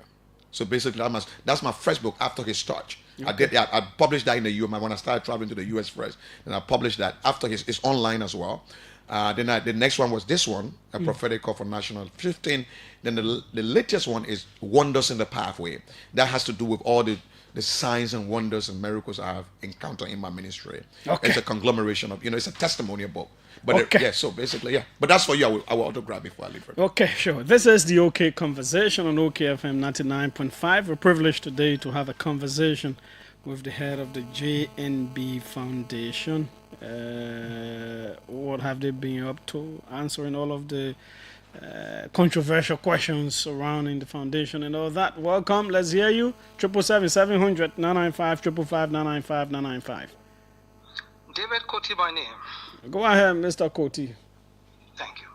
The name Joseph Boakai is synonymous with progress, peace, and integrity.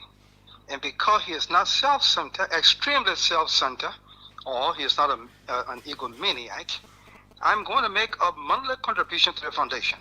Okay. Pastor, I'm not going to say it publicly on the radio, but why you want to say how much you would give to the foundation? Is it 500 USD monthly?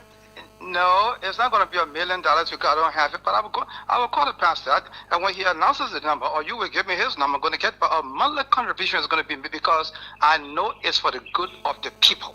It's not for his personal pocket. Okay. It's not for JMB's pocket. It's going to be used for the people of Liberia. So I'm going to make a monthly contribution. Okay. Thanks so kindly. Let's take more calls. 777-700-995, 555-995. Welcome. Let's hear you. Good evening, Julius. Hello. Julius, good evening. Yes, go ahead. Let's hear you. Thank you for having me on your platform, Julius. I am CRC Mara Ntugba Jr., and it's a pleasure to be on your platform. I want to say good evening to the JNB Foundation chairperson. Reverend, you have my revolutionary respect. Please, I have some fundamental issues, not with you personally as a reverend, but then with your foundation. The first fundamental issue I have here is with honestly, when Julia asked you to state some of the sources of this foundation, you prefer, anonymity. I would think it was wrong. The person person who is the chairman emeritus who serves as the president of this country is the president. So I think it is very, very cogent or important enough that you state some of the sources of this institution, this foundation. Furthermore, coming up as a kid, I've heard of a former president, we are helping others. I've never heard this president have been helping people. So I'm kind of surprised that the 2018 foundation name never emerged. But then after he has become president, we are hearing the name of the GNB Foundation and every couple. I think there's a clever attempt to divert the Liberian people money into this foundation. Why do I say so? The president... Hello? Yeah, I'm on the line. You didn't hear before that ferries were donated to different places? Come again? Didn't you hear about the donation of ferries to different countries by the GMB Foundation then? I didn't hear it. I'm talking about people that the GNB president helped along the line prior to becoming president. I haven't heard he helped other people. If there are any people or any person he helped in the past, can you please name someone so we can call and please call to them? I'm talking about his foundation. I'm not talking about personal help. I don't know who he helped personally or that. His foundation, I've not heard his foundation been helping people proud to him becoming president. Okay. Foundation have been helping people proud to become president, then I think it's a good thing. But then you need to clarify if his foundation been helping people proud to become president. Thanks. So kindly, let's take others. Welcome. Let's hear you overseas. Good afternoon, Julius, and good afternoon to your studio guest, Frank Gibson, call from Paris. Go ahead, Frank. Your studio guest, being a man of God and a pastor, I think you will be very factual and honest to answer this question.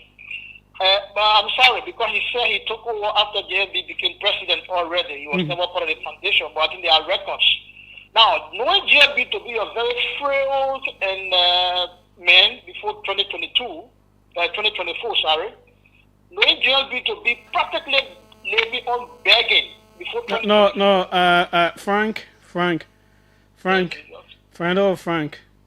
Yeah, Julius. Let's be decorous. We are talking about the president here. I'm very Julius. Yeah, so you get. All what I'm saying here is the president who was Julius. No, that the president who was say I am practically living on begging. Now what he said? No, he said he living on loan. And so also loan means begging. How you use the land? No, my man, no. Please let lead them. Let us show some respect, please. You can go ahead. There is no respect to the president of the Republic of Liberia, President Joseph Numa. And so you should say the thing that he was saying. When you say loan, he said loan. He didn't say begging. So go ahead. Okay, thank you. So I think there should be a record where Joseph be personal contribution that he took from his pocket to really build all this foundation. Okay. The record should be there. Do you have any record to that effect where JB used his own personal money? Because he was begging people. Okay, thanks so kindly. We got your point. Was there a personal donation into the foundation? Is it still ongoing and all of that? Yep, that's a fair question to ask, except for the other things you put there. No, sorry. Welcome, let's hear you. Thank you. Thank you so much. My own big brother and Julius, as a family. My man, you can't leave me and go ahead and talk. What my family better got to do with your radio, baby? Go ahead, I beg you. Talk your own. You know, you my big brother. I agree, lead that one now. Just go to the issue. Okay, no big brother, to be frank, right? The day Gibson come down in the Broya will order his arrest. Who? You. Frank Gibson, the day he come in will order his arrest. Are you a policeman? Are you police chief before you even order someone arrest? Big brother Julius, religious day, I am a religious person, and you are a religious person as well. Our religious told us that we should be humble and respectful to our leader. So all the while he thought, got him right. But so that the reason you going arrest the man, what they charge that you report him? No, that in just come. Then we'll just. No, but I know the charges now before you go arrest him. You get no police power. You saying that way? I know car where all do community. You done that. You begging people. You talking about arresting someone. Let us move forward. Let us move forward. Let's move forward. Leave that thing. You got no power to arrest someone. I'm not calling your attention so that it will not be a surprise to you because this man has been disrespectful to the president. My man, go to your own leader, man. I've not put in the main check. Go ahead, to your own. Oh, big brother Julius, no. The name of President Bwakai is as you know. When I in that bro here, we can respect this man. I have one of my Ghanaian friends who told me that no, he said in Ghana here we have been praying. We have been praying for this man to come and become a citizen for the country so that he can be. Well, you get your own story. Your story can be different. All your own story that gets sources. We get any link to your own story. Big brother. Yeah. I'm saying this and to say that there's a man who I have on the social media. Yeah, I can communicate. Okay, send me that chat. I beg you. Send it to my WhatsApp. Big brother. Yeah. Big brother. Yeah. You know what I tell you? I'm a religious person. No, man, I leave religious business. I say send me the chat between you and the man. What the man say they want for Bwakai to be citizen in their country. I'm only telling you this to say I'm a religious person and I will not laugh. But yeah, I agree. I am sure you have my number. Just send it to my WhatsApp. I beg you. Big brother, we'll work on that. We'll work on that. Let me conclude. That's what you're doing with me today. You're really hurting my ear. Let me conclude, right? Yeah, conclude. Okay. Let me say thanks to the man of God in studio and we'll work hard behind the scene to see how best and we'll do it this foundation can move forward. What they have to why you won't work behind the scene? Why you can't work in front of the scene? Say every month I will give this to the foundation. I have 1 year for you. You know, with the United Party people, we are diplomat people. No, we are very diplomat. So to say the one you do that diplomat been again. Yeah, big brother. We are diplomatic people. My man, see you, man. See you. I beg you. Welcome. Let's hear you. Hello. Okay, we lost out on that one. Hello. Hello.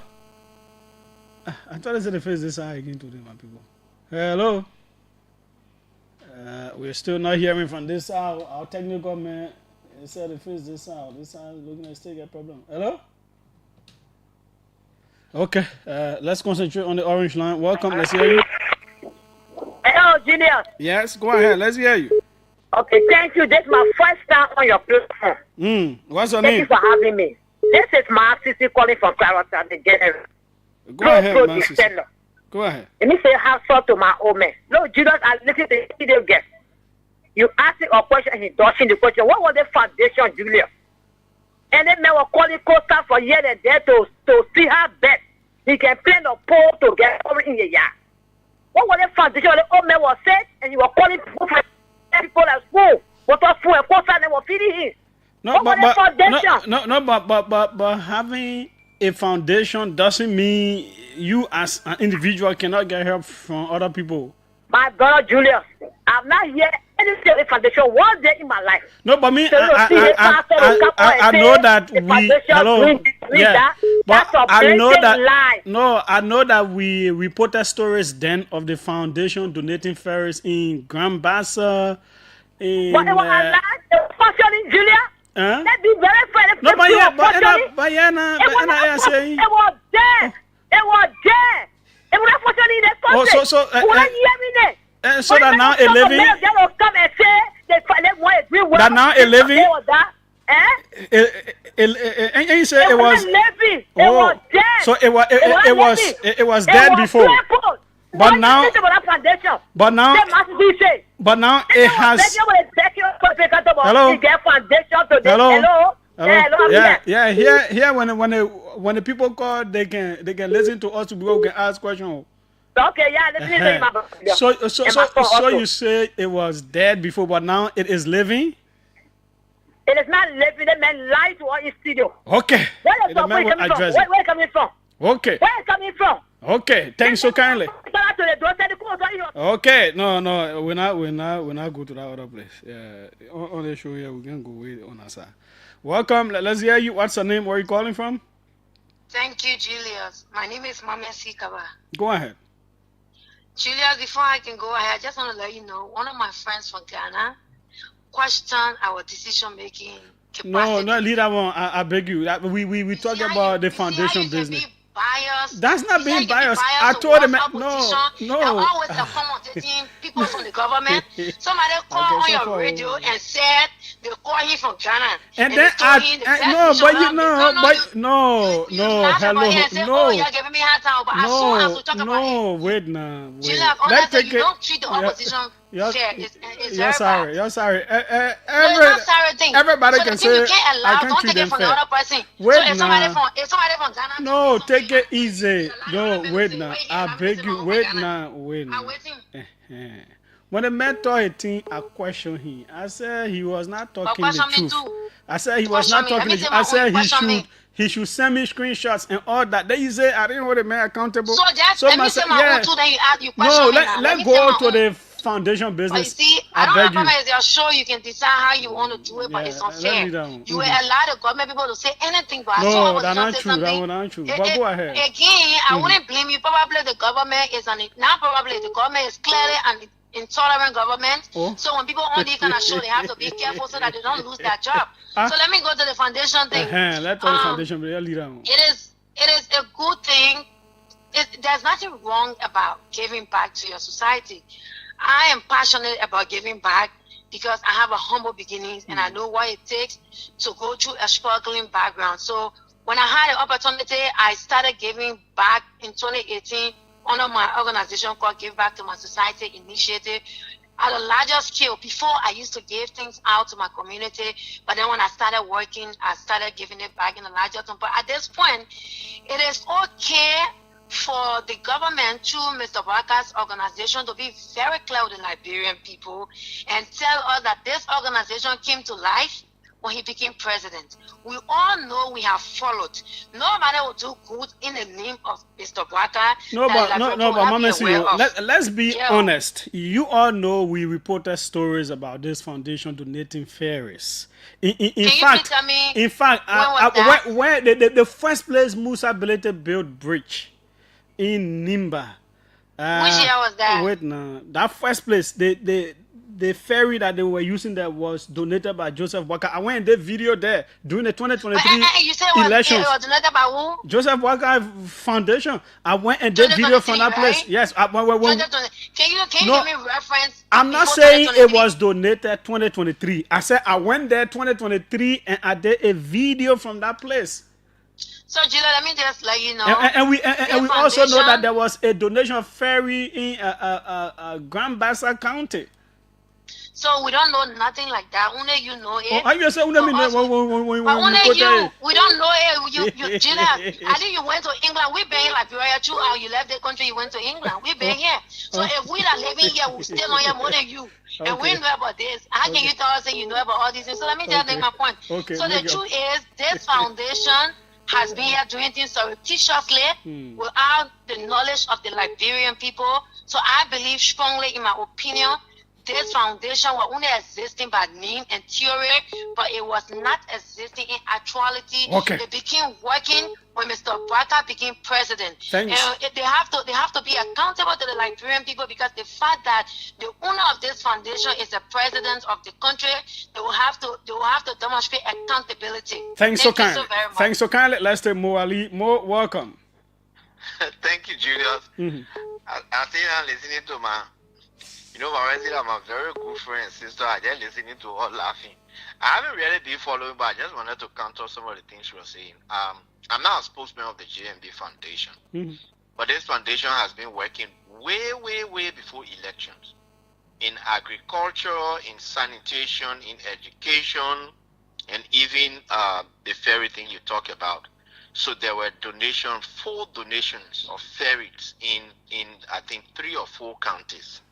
And all of these things happened way before election. One was in Nimba, one in Bong, one in Riverses, and one in Grand Bassa. And this is what I'm saying. I know about the Bassa. I went there and I saw it. 2023 during the campaign, the ferry in Riverses was donated way before campaign. And there were lots of other activities. And the foundation has a website. You can go there and you can check out the activities. So, my sister, if you like, I will send you the website on the JMB Foundation. If you even search it, you will see the work they've been doing and all of those kind of things. I mean, when JMB became president, we all told him that, Mr. President, you are now president of Liberia, so step aside from your foundation thing. You can no longer be the board chair of the foundation, the other people. And he graciously listened to us. He stepped aside. The foundation has a new board chair and everything. So he has nothing to do currently with the operations of the foundation. Okay, thanks so kindly for your call. Okay, Dr. Brobler is confirming the Boycott Foundation donated ferry that served Edina and Upper Buchanan. That's the truth. I went there, I saw the thing. The one in Nimba, I had gone to see Benitez Bridge that he was building. Before that bridge was built, that river they call it what? Yeah, is it Yah River? Yeah, okay, it is on the Yah River. I even got on that ferry. I did a video on it, you know. So sometimes, yeah, that is a job we got to do to say truth. You know, you say, oh, you thought so, no, they won't call you here. You thought the other side, they won't call you here. It ain't easy. Second to last caller, we have to let him go. Welcome, let's hear you. Hello. Yes, go ahead. Yes, my name is Baba Kamara. I'm the chairman of the Rescue Media Brigade, and I phone in from Ghana State. Why gonna brigade? The Rescue Media Brigade. Rescue Media Brigade too? Oh, I was saying. They paying you? This media brigade was in existence even before the 2023 election. Okay, you can go ahead. Thank you. Julius, you see, sometimes when we call, you think we are sounding so irritating on the show. People like Mama Sikama. No, you're not coming to that one yet. Talk. You know, the whole day I'm gonna be fighting your leave fighting. When you call, talk about the foundation. You from Rescue Media Brigade. You should have more information to convince people that this foundation has done this, blah blah blah. That how you can do the thing. Stop fighting people. So let me go there. Go there. Julius, I want to use the opportunity to tell your guests in studio very thank you, and to the President of the Republic of Liberia. This president, before becoming president, has always had the heart for the Liberian people based on his humble beginning. So he established this foundation, and we know that this foundation been existing even before he could come to the presidency. This foundation has been doing very well. I know of some of the benefits people have received from this foundation. This foundation during Christmas time over the years, man, distributing clothes among poor people's children in communities that I know of. Okay. So for somebody to come and say the foundation just started existing when the man became president is unfortunate. Okay, thanks so kindly. This will be the final one.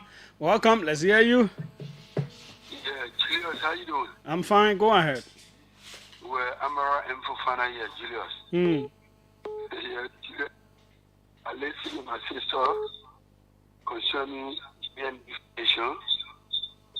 Let's put the presidency aside and let's face the fact. We are Liberians for God here, one thing. Our people that have benefited from JMB Foundation in Lofa, a country that Mohammed and myself originated from, there's a disservice to them. So what is a disservice for her to ask questions? When a foundation then randomly services to people, your parents, our parents in Lofa country, in Bon country, in Grand Basso, that was named currently. No, but I see what the problem is for her to ask questions. She has a right to ask questions. The problem is she's being disingenuous. How now? To the public by neglecting. But you don't know what she heard and what she didn't hear. You can't force someone to know what they say. They don't know. So she gotta do everything. Okay, thanks so kindly. Again, that's the fighting part. Yeah. That's the fighting part there. The person called, the person talked. They say they never knew. I who the journalist at any point said, but we reported this in the point said no. They even me to force. He want force the president to say they know. They said they know. They have you're not forced there. Let's go across the table to our guest.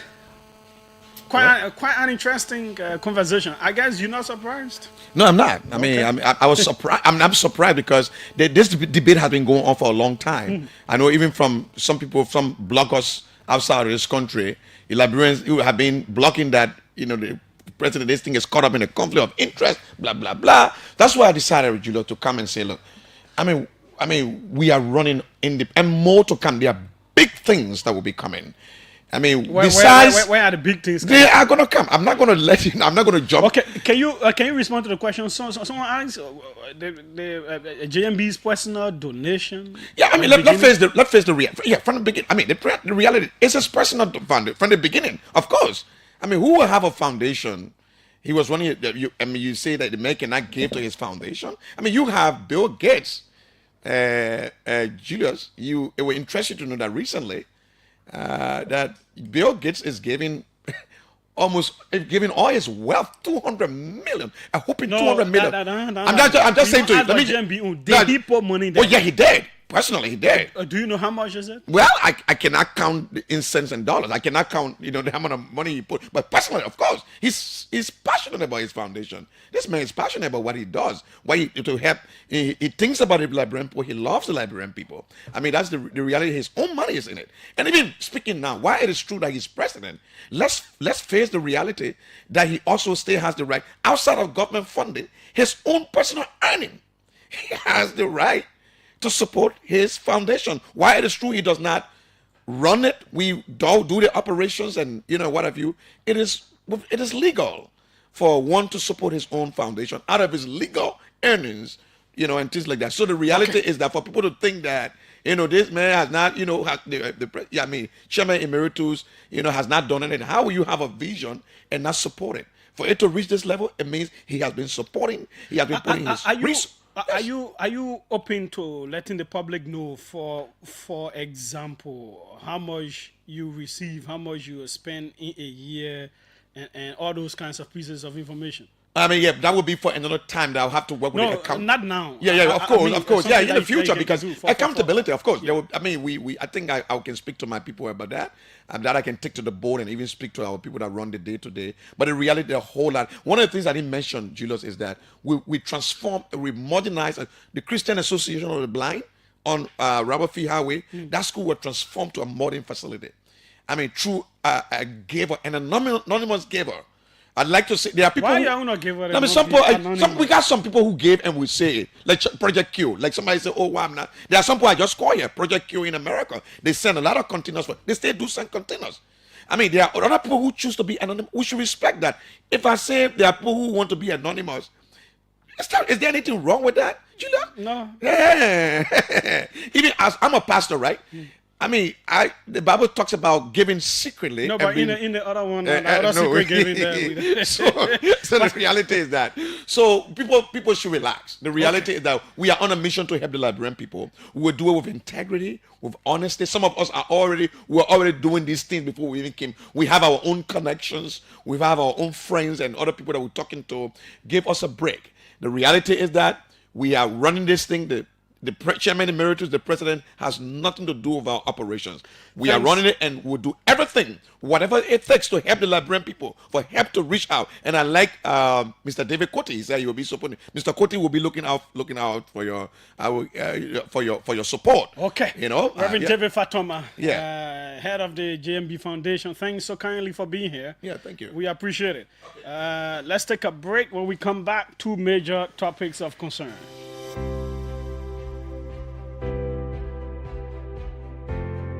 Your favorite RLJ Kenneja Resort and Villas is new and improved with top-notch first-class services guaranteed to make you feel pampered and special as our royal guests.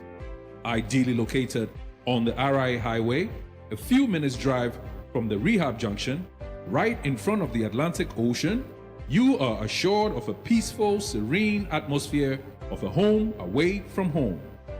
The ingredients for our Liberian meals are freshly picked from our garden to give you that unforgettable taste of Liberian cuisine. Our villas are designed and equipped to ensure every night spent with us is a memorable one. We are well positioned to host conferences and seminars of all sizes, as well as outdoor events like garden weddings and parties. Book your upcoming events and leave the rest for us to handle with 100% satisfaction guarantee. You can reach us on 0770-533-415 or email us at reservations@kennejaresort.com.lr. Visit our website on www.rljkennejaresort.com.lr. RLJ Kenneja Resort and Villas, for memories worth repeating.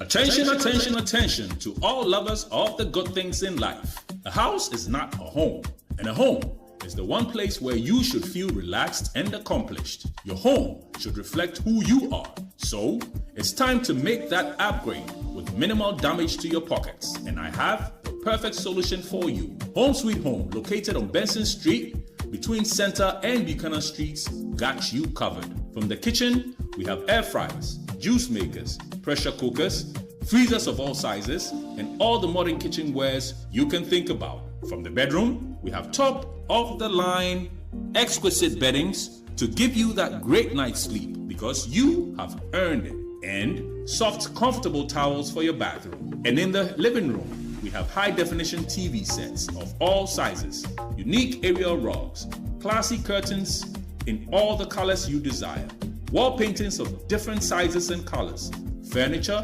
and everything you can think about for the home. All that at unbelievable prices. We even have low voltage, high quality washing machines and dryers to keep your clothes fresh and new at all times. As a bonus, we have fashion accessories for both the young and the old, designer quality bags, hats, and rare jewelries. So if you love yourself, your family, and your home, it's time to treat it right. Visit Home Sweet Home on Benson Street between Center and Buchanan Streets for that needed upgrade.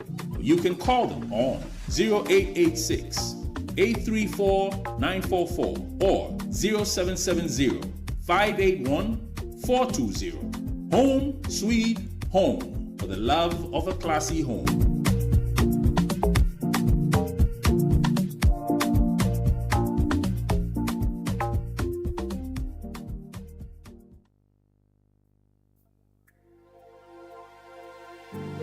Father, you are the God who spoke life and its tardiness into being. Time after time, it has... The final lap of the OK conversation. We cannot have our 5 o'clock guest. He says he's not faring well. So, two things to talk about. Forever you are God, proving from the ages to be dependable and faithful, not just to your people. Morovia Community Mass Choir. Who is like unto thee? Forever you are God. Hallelujah.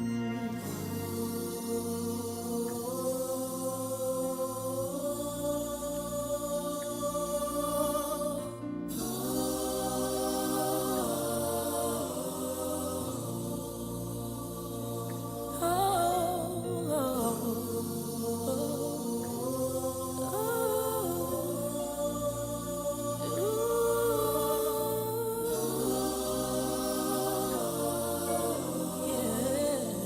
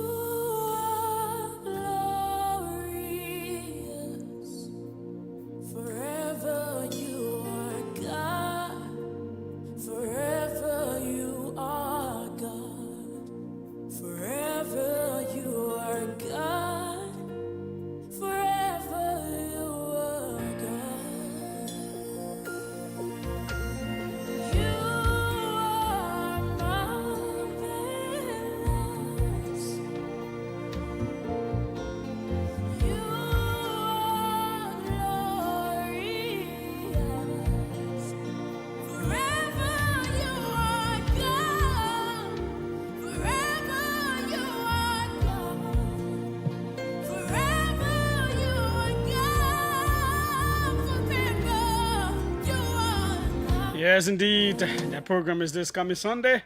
So the first thing it's been a discussion on mainstream media, on social media, a big discussion. Holidays, religious holidays, Muslim holidays, Christian holidays, but actually, it has been a long time call from Muslims in the country about holidays.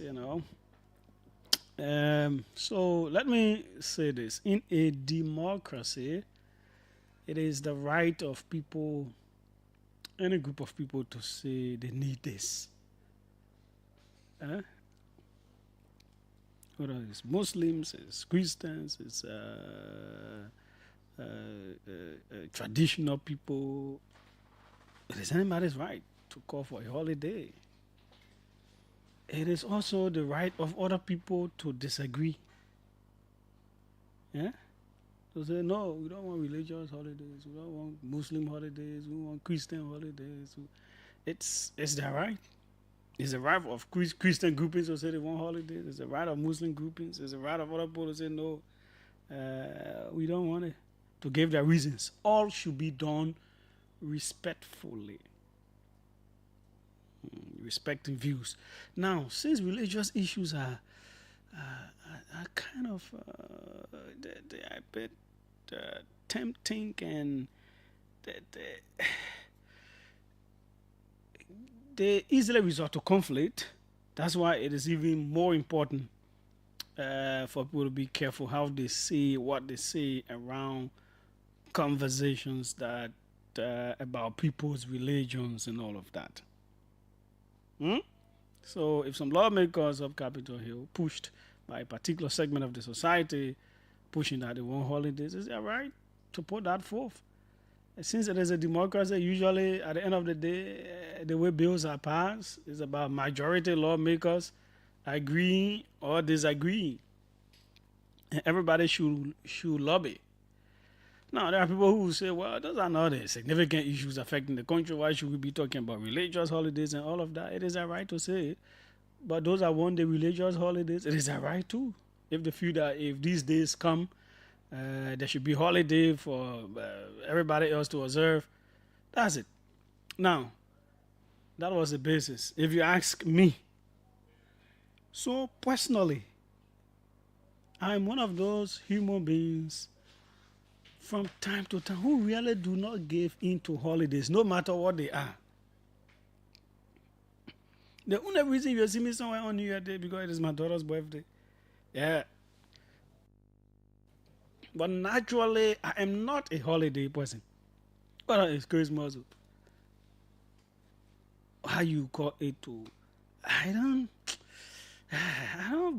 not moved by them. I don't give in to them. I don't tie my faith, my Christian faith, to any holiday or something. No. So really, that's why you see I don't get involved in these discussions. What are that July 26th? What are that JJ Rao birthday? If it will ever me, they'll not get holiday there. Because it doesn't move me, it doesn't shake me. Yeah. Like I said, they say nothing about holiday that concern Jesus or God or Christian on the calendar. It will not affect me. But that's me. And I cannot take that my view of not being a holiday person or not someone who doesn't really go for holidays and all of that. I can't say everybody else should be that way. But the point I'm making, the way I see these days, they are the same 24 hours whatsoever.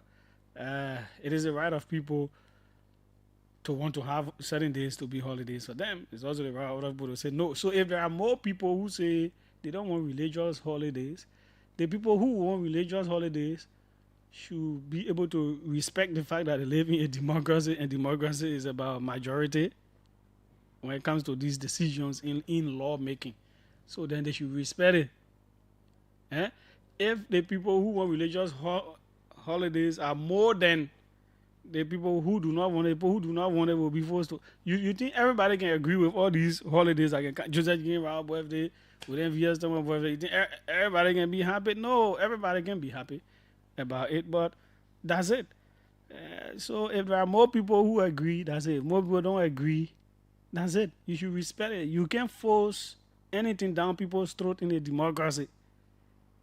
If people want it and they are more, it will reflect up Capitol Hill in their lawmakers. So all of you go lobby and see what happened there, rather than throwing bad talks at others and blah, blah, blah, that could stir up tension and all that stuff. You're who in your holiday, be y'all bring it, it will not shake me. You don't bring it, it doesn't have any impact on me. So that's it. That's it. That's my view on it. Now, this is what is more important to me right now. Amended. There is no system that only carry your he reaches to the point where he and authorized the Minister of Labor to issue. Every time we pass concession here. Okay, it's from the beginning now.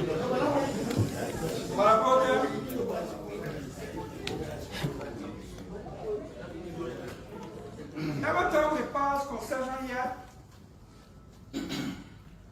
it is part of our knowledge that we will create jobs out there for people.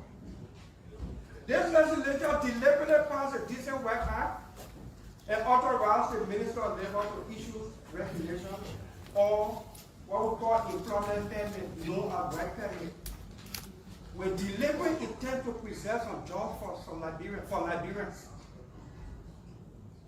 And what the minister is doing here is he reaching to the point where he risking Article 44 content because he wants to impede or obstruct our function by his deliberate refusal to comply with plenaries or amendment. There is no system that only carry your name, your age, your nationality, but the meeting you apply for, that system leaves it off. Something wrong. One category is deliberately out of the system. It tells you something is wrong because you're getting work permit for drivers. The system was carried. You're getting work permit for carpenters. The system was carried. We will not pay people school fee to go to vocational school. The government will not fund vocational institutions. Our people get vocational skills. They got the skills marketable for job market. When we create job opportunity, then we get work permit to non-Liberians for the same job for which we created. Because the government wants $1,000 per work permit. Some of the work, the job, they give it up to non-Liberians that Liberians are qualified, available to have, paying more than $2,000-$3,000 a month.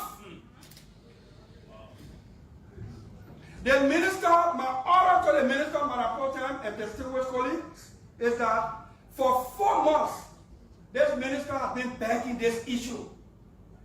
8,000 work permits to non-Liberians for jobs that the minister can provide the category and description of is troubling. Something is wrong. The minister is risking contempt, and we beg this plenary to hold the minister in contempt until he submits that list. We must know who he gave these jobs to, because in keeping with my communication that I wrote, I quoted all of the law. Regulation,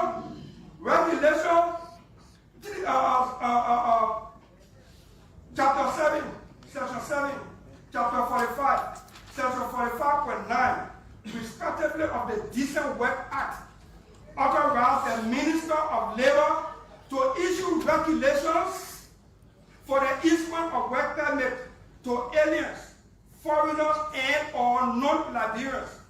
Under this authority, the Ministry of Labor has issued the revised regulation number 17, 2029, rightfully quoted by my colleague, Francis Dogo, setting the condition. Yet the interesting thing I want us to note here, Section 3 of the regulation, no permit shall be issued to a non-African alien to work in the informal sector. Texas driver, store boy, all the things, the informal sector. Going to the store, you will see store boy. Go see for a Julius truck and thing, you will see drivers and all that thing. Additionally, no permit shall be issued to any alien, whether non-African or not, to engage in any of the businesses set aside by law exclusively for Liberians. This is the Liberian Legislation Act that we passed at the legislature for the executive to go implement and enforce for the good of our people in our country. The executive is violating this very law, and we appear that we do nothing for our people, we only hear for ourselves.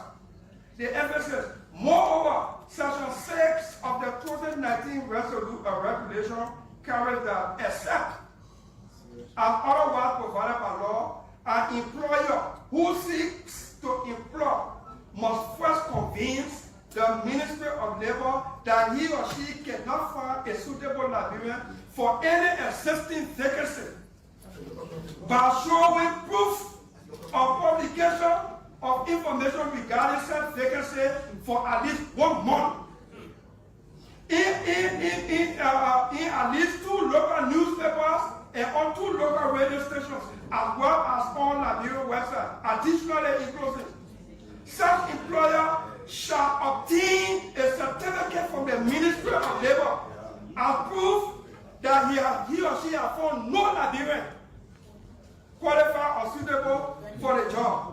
And until such proof is shown, the Minister of Labor, consistent with Chapter 5 of the Decent Work Act, shall issue no work permit to an alien, even if the alien has resident permit. Where is the category of the 8,000 work permit that the Minister of Labor have issued that we can find no qualified, suitable, and available Liberian to have? The voice of Monserrado County Senator Darius DeLu. He has been on this issue just as I have been since last year. It's like it is not going away. It doesn't want to go away. Labor Ministry are making beam up. They say, oh, we raised, I know, I'm a million, 5 million, blah, blah, blah. Most of that money came from work permits. 8,000 work permits given out. I think each work permit should be around $1,000 or so.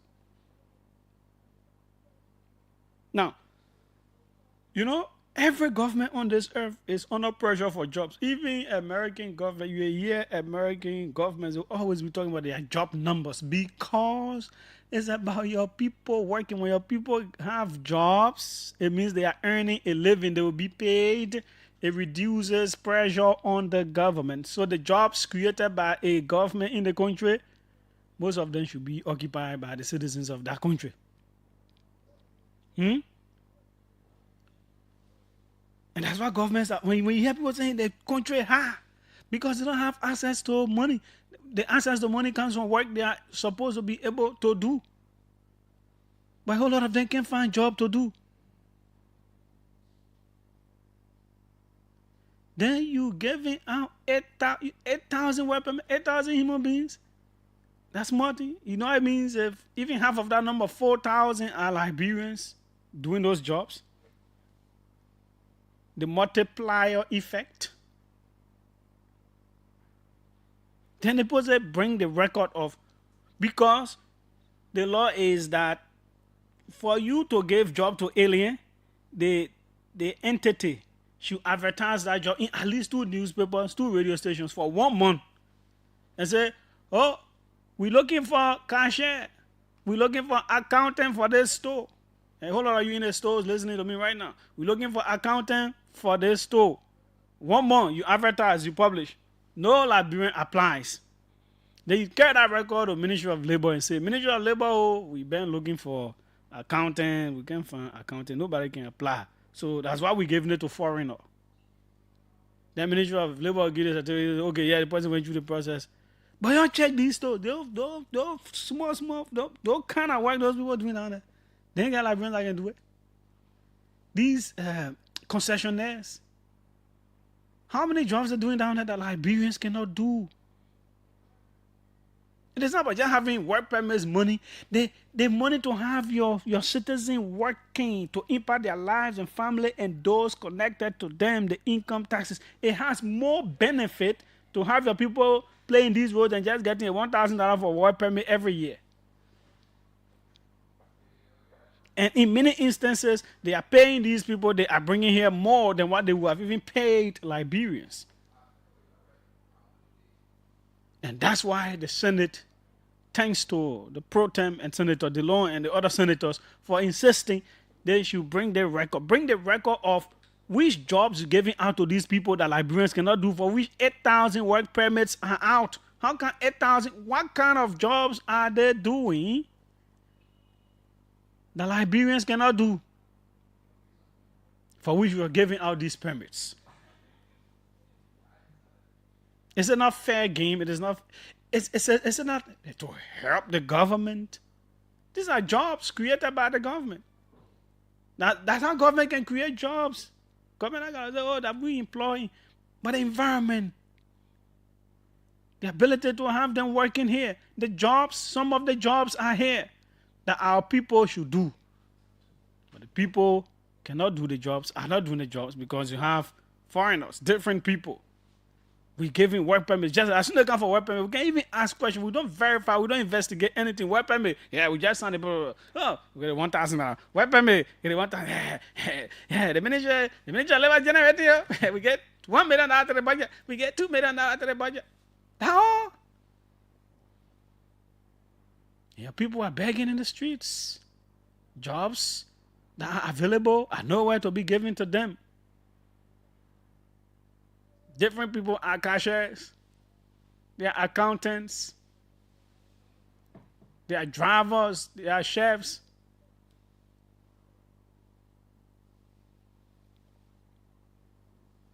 Have you advertised the job and no Liberian applied? This country where we put one job or sometimes 50, 100, 200 human beings can apply. Liberians. They don't even advertise. They just bring their people. Just go for work permit. Nobody will investigate. Yeah, go for work permit, man. No investigation. It is a weakness of the system from time to time. And it has to be fixed. These are the kinds of things we as a people should lift our voices on and push our leaders. Give them the push. Encourage them. Say, yes, go for it. Pressure them. Encourage them to do the necessary oversight over the executive. They want is not about making government fine or making government ugly. It's about doing the right thing. Let people have something to do. You have these thousands of people graduating from different institutions, from vocational institutions, from universities, some coming back to the country, overseas studies, and all of that. Cannot get jobs to do because someone can just bring their family member or whosoever who may not even have the requisite expertise and whatsoever, and just bring and put them over something, do a job that a Liberian could do. And for me, these are the kinds of areas I would have loved to see opposition being even more fiery. They may be involved, but this is where you push, you pressure the executive to do the right thing. This is where it is felt. It's about the livelihood of your people. Something has to give. These situations have to change. We have to intentionally decide that we want to give our people jobs.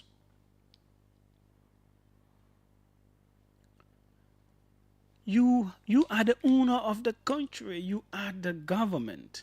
You have laws on the book. And these people do not want to leave your country because they know what they are gaining. You have to make them to implement your laws as it should be. You cannot be subservient to them. You cannot approach it like you're so scared. No, they cannot leave. They're lucky they bring their 1,000 other people to come and be here, but not doing our jobs. They can have them here and be doing charity with them. The jobs the Liberians should do, that the Liberians are available to do, they should do it.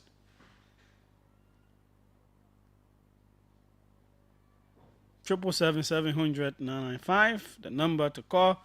The overseas number, I believe, is also pinned. Let's hear you. Fellow Liberians, this is a nationalistic call, and all of us have to get involved. Enough is enough. Enough is enough. Enough is enough. Welcome. Let's hear you. Yeah, good evening, Julius. Yes, go ahead. Yeah, this is Godwin Ware Jr. I'm joining you around the car belt. Well, Julius, we are deeply worried, especially with the information that is coming out from the Ministry of Labor. I think by now, the Minister of Labor is supposed to understand when we say rescue. I think the Minister hasn't understand that. Okay? Julius, if you go to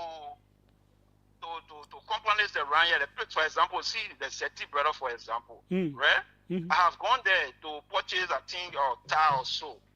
These guys sit behind the machines. They are the one punching in just ordinary information data. They are the one punching it in.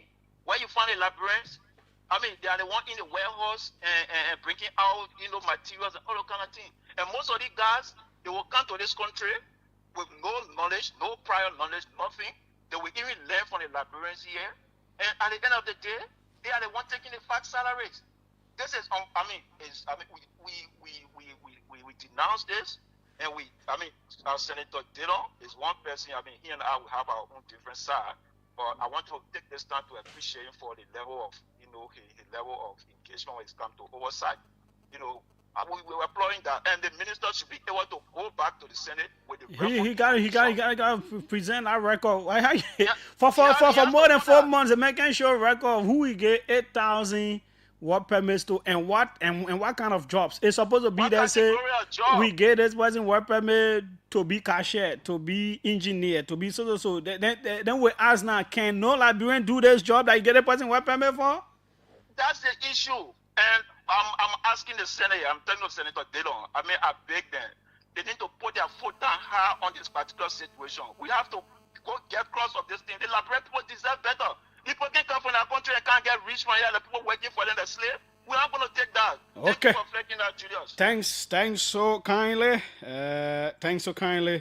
If the government is to enforce liberalization policy, jobs will be created. Chinese have taken over sand mining in Liberia. About saying 2 days ago, the machine operator is very Chinese.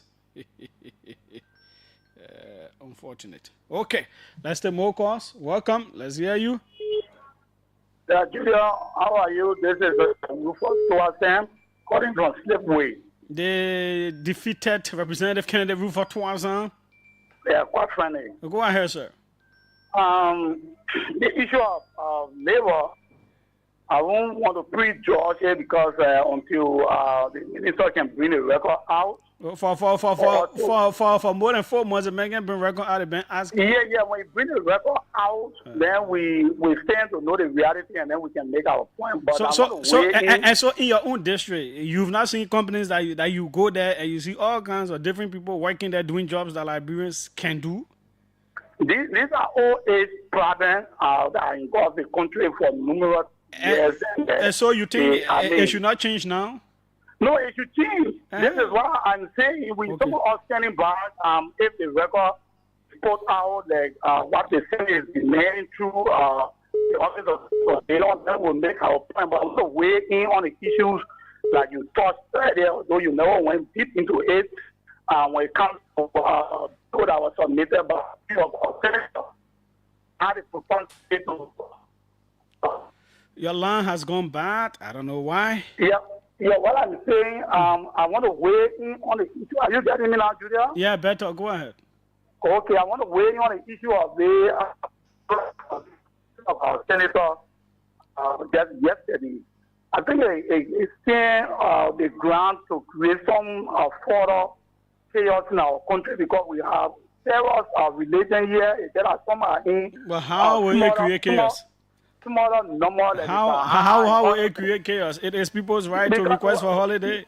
Yeah, what I'm saying, the Bahan will come tomorrow and then we will talk about it will also be their right. Then probably we won't be making progress and we should be aware of religious or fights sometimes in some country and other things. Okay, thanks so kindly. We'll hold that. Let's take orders. Welcome.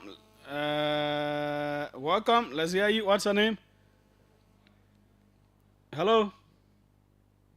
Hello, the person forgot that they call. Oh, okay, he went off. Let's see who's on this side. Welcome. Let's hear you. Julius. Huh? Good afternoon. This is Ramos Charlie. I join you from Copenhagen evening, Julius. Julius, They did not go around in the country concerning job business. That thing they're doing in the whole period of Vla. How you say Vla? You should be calling on your leaders to be more serious. We can just say Vla. Let me say what I say Vla. Some all working with ArcelorMittal, right? ArcelorMittal redundant all. I saw gave up Johnson were represented there. We went to, you see what we can do about represented and becoming around in the community. We went to them, we keep the capital building, they pay all off, and then now they don't come out and come over there. You know what I'm telling you? That those are the rejoice we can no longer work with the company.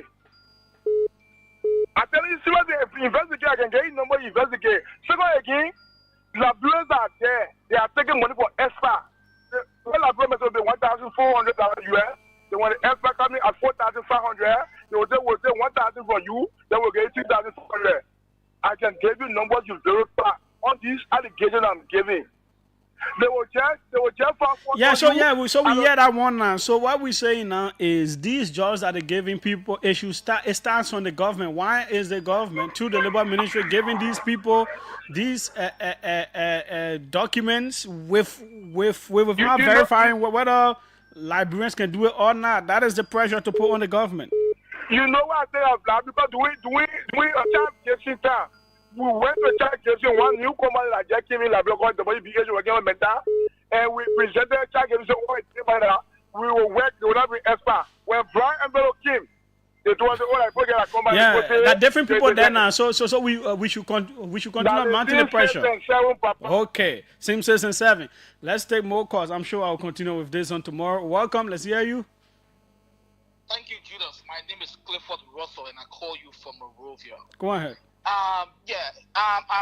It's very interesting, with regards to the question as to whether, or not Liberians are qualified, to do the jobs that are being given to foreigners. It was interesting to note one, that the very senators and representatives that are calling on the labor minister to provide him the full documentation of all those that have been issued a work permit are the very people who gave their businesses out to the very Indians and Lebanese to do for them.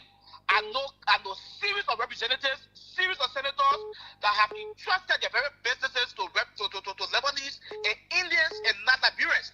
When these very people go to buy, where do they go to buy? They go to the Lebanese people and the Indian stores to go and buy.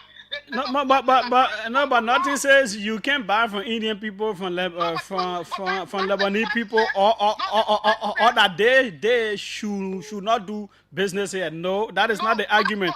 That's an entirely different topic that you're trying to bring up. It is job business that we're talking about now. When they're doing business, when they bring their companies or whatsoever here to work, jobs that Liberians can do should be given to Liberians first. That's the point. Whether people buying from them, that one a different case. You know what I'm trying to say? When they go to the people to buy, and when you go to the shop, you see Filipinos. You see people come from the Philippines to do cashier work. Of course, I have a supermarket. Even supermarket, those people are doing the cashier work are from the Philippines. The women are from the Philippines. Are there not Liberians qualified who graduated with degree to stay and do cashier work? That is the point. That is where labor needs to improve on. Let's take more calls. Let's take others. Welcome. Let's hear you. How are you, Julius? Yeah, go ahead. I'm Julius. I'm calling you on class. Go ahead, Chief. Julius, thank you for the program. We would have for the Lebanese people.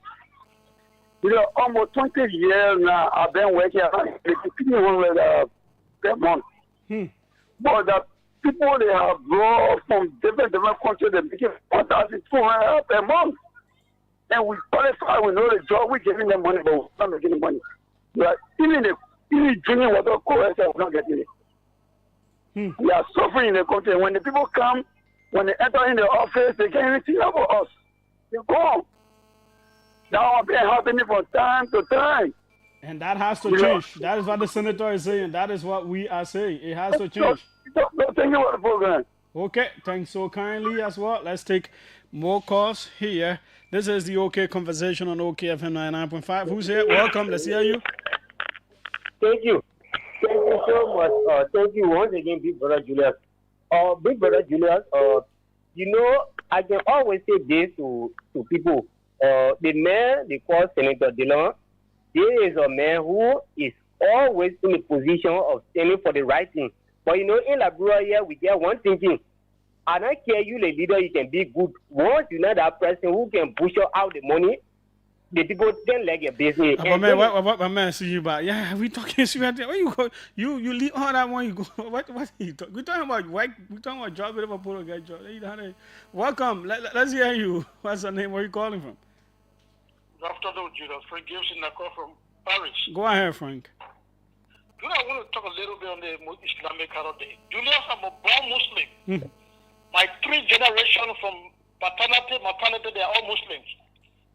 So I don't want what I'm trying to say. Somebody say, oh, that man, they want to support people because they're not a Muslim. I studied the Quran, and I'm a practical Muslim.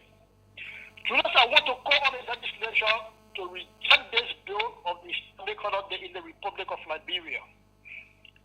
That bill is not right for even the Muslims in the Republic of Liberia. Because when it comes to the month of Ramadan, when it comes to the Ramadan day, it is not decided in Liberia, it is decided in Saudi Arabia. The Quran says, فَمَنْ شَهِدَ مِنْكُمْ شَهْرًا فَلْيَصُمْهُ. Anybody who sight the moon should fast. And anybody who sight the moon should break the fast. In the Republic of Liberia, there are 3 major tribes that practically practice Islam. The Madingos, the Fulas, and the Vas. And in the Republic of Liberia, those 3 tribes do not start the fast on the same day in Liberia. That means they do not have the Ramadan on the same day in the Republic of Liberia. Now, on the 29th of Ramadan, the 28th to the 29th of the month of Ramadan, Saudi Arabia will be checking for the moon. If they do see the moon, it will be announced to the rest of the world where the Ramadan day will be celebrated. So let's assume the legislature passed the bill for Liberia to have an Islamic holiday. So when will that particular day be? Okay. Are we going to wait the day before the holiday be announced because we got to wait for Saudi Arabia to set the moon before Liberia will have to declare that tomorrow is Ramadan? Okay. So where are we going? Thanks, so okay. I want to encourage those that, are you asking a question? No, quickly end. Just end quickly. Yeah, I end quickly. So I want to appeal that those people who are trying to fight for this, let us unite the Muslims in Liberia first to have one voice, then from there we can pick up. So I want to encourage the legislature, reject the bill, it's not timely, and it's not good for Liberia. Okay. Thank you very much, Julius. Thanks so kindly. Frank Gibson, that's how we come to the end of this presentation of the OK Conversation. We will continue this discourse about jobs. Jobs are what make people to be what they are, and we will always continue to highlight the significance of it. My name is Julius J. We are out.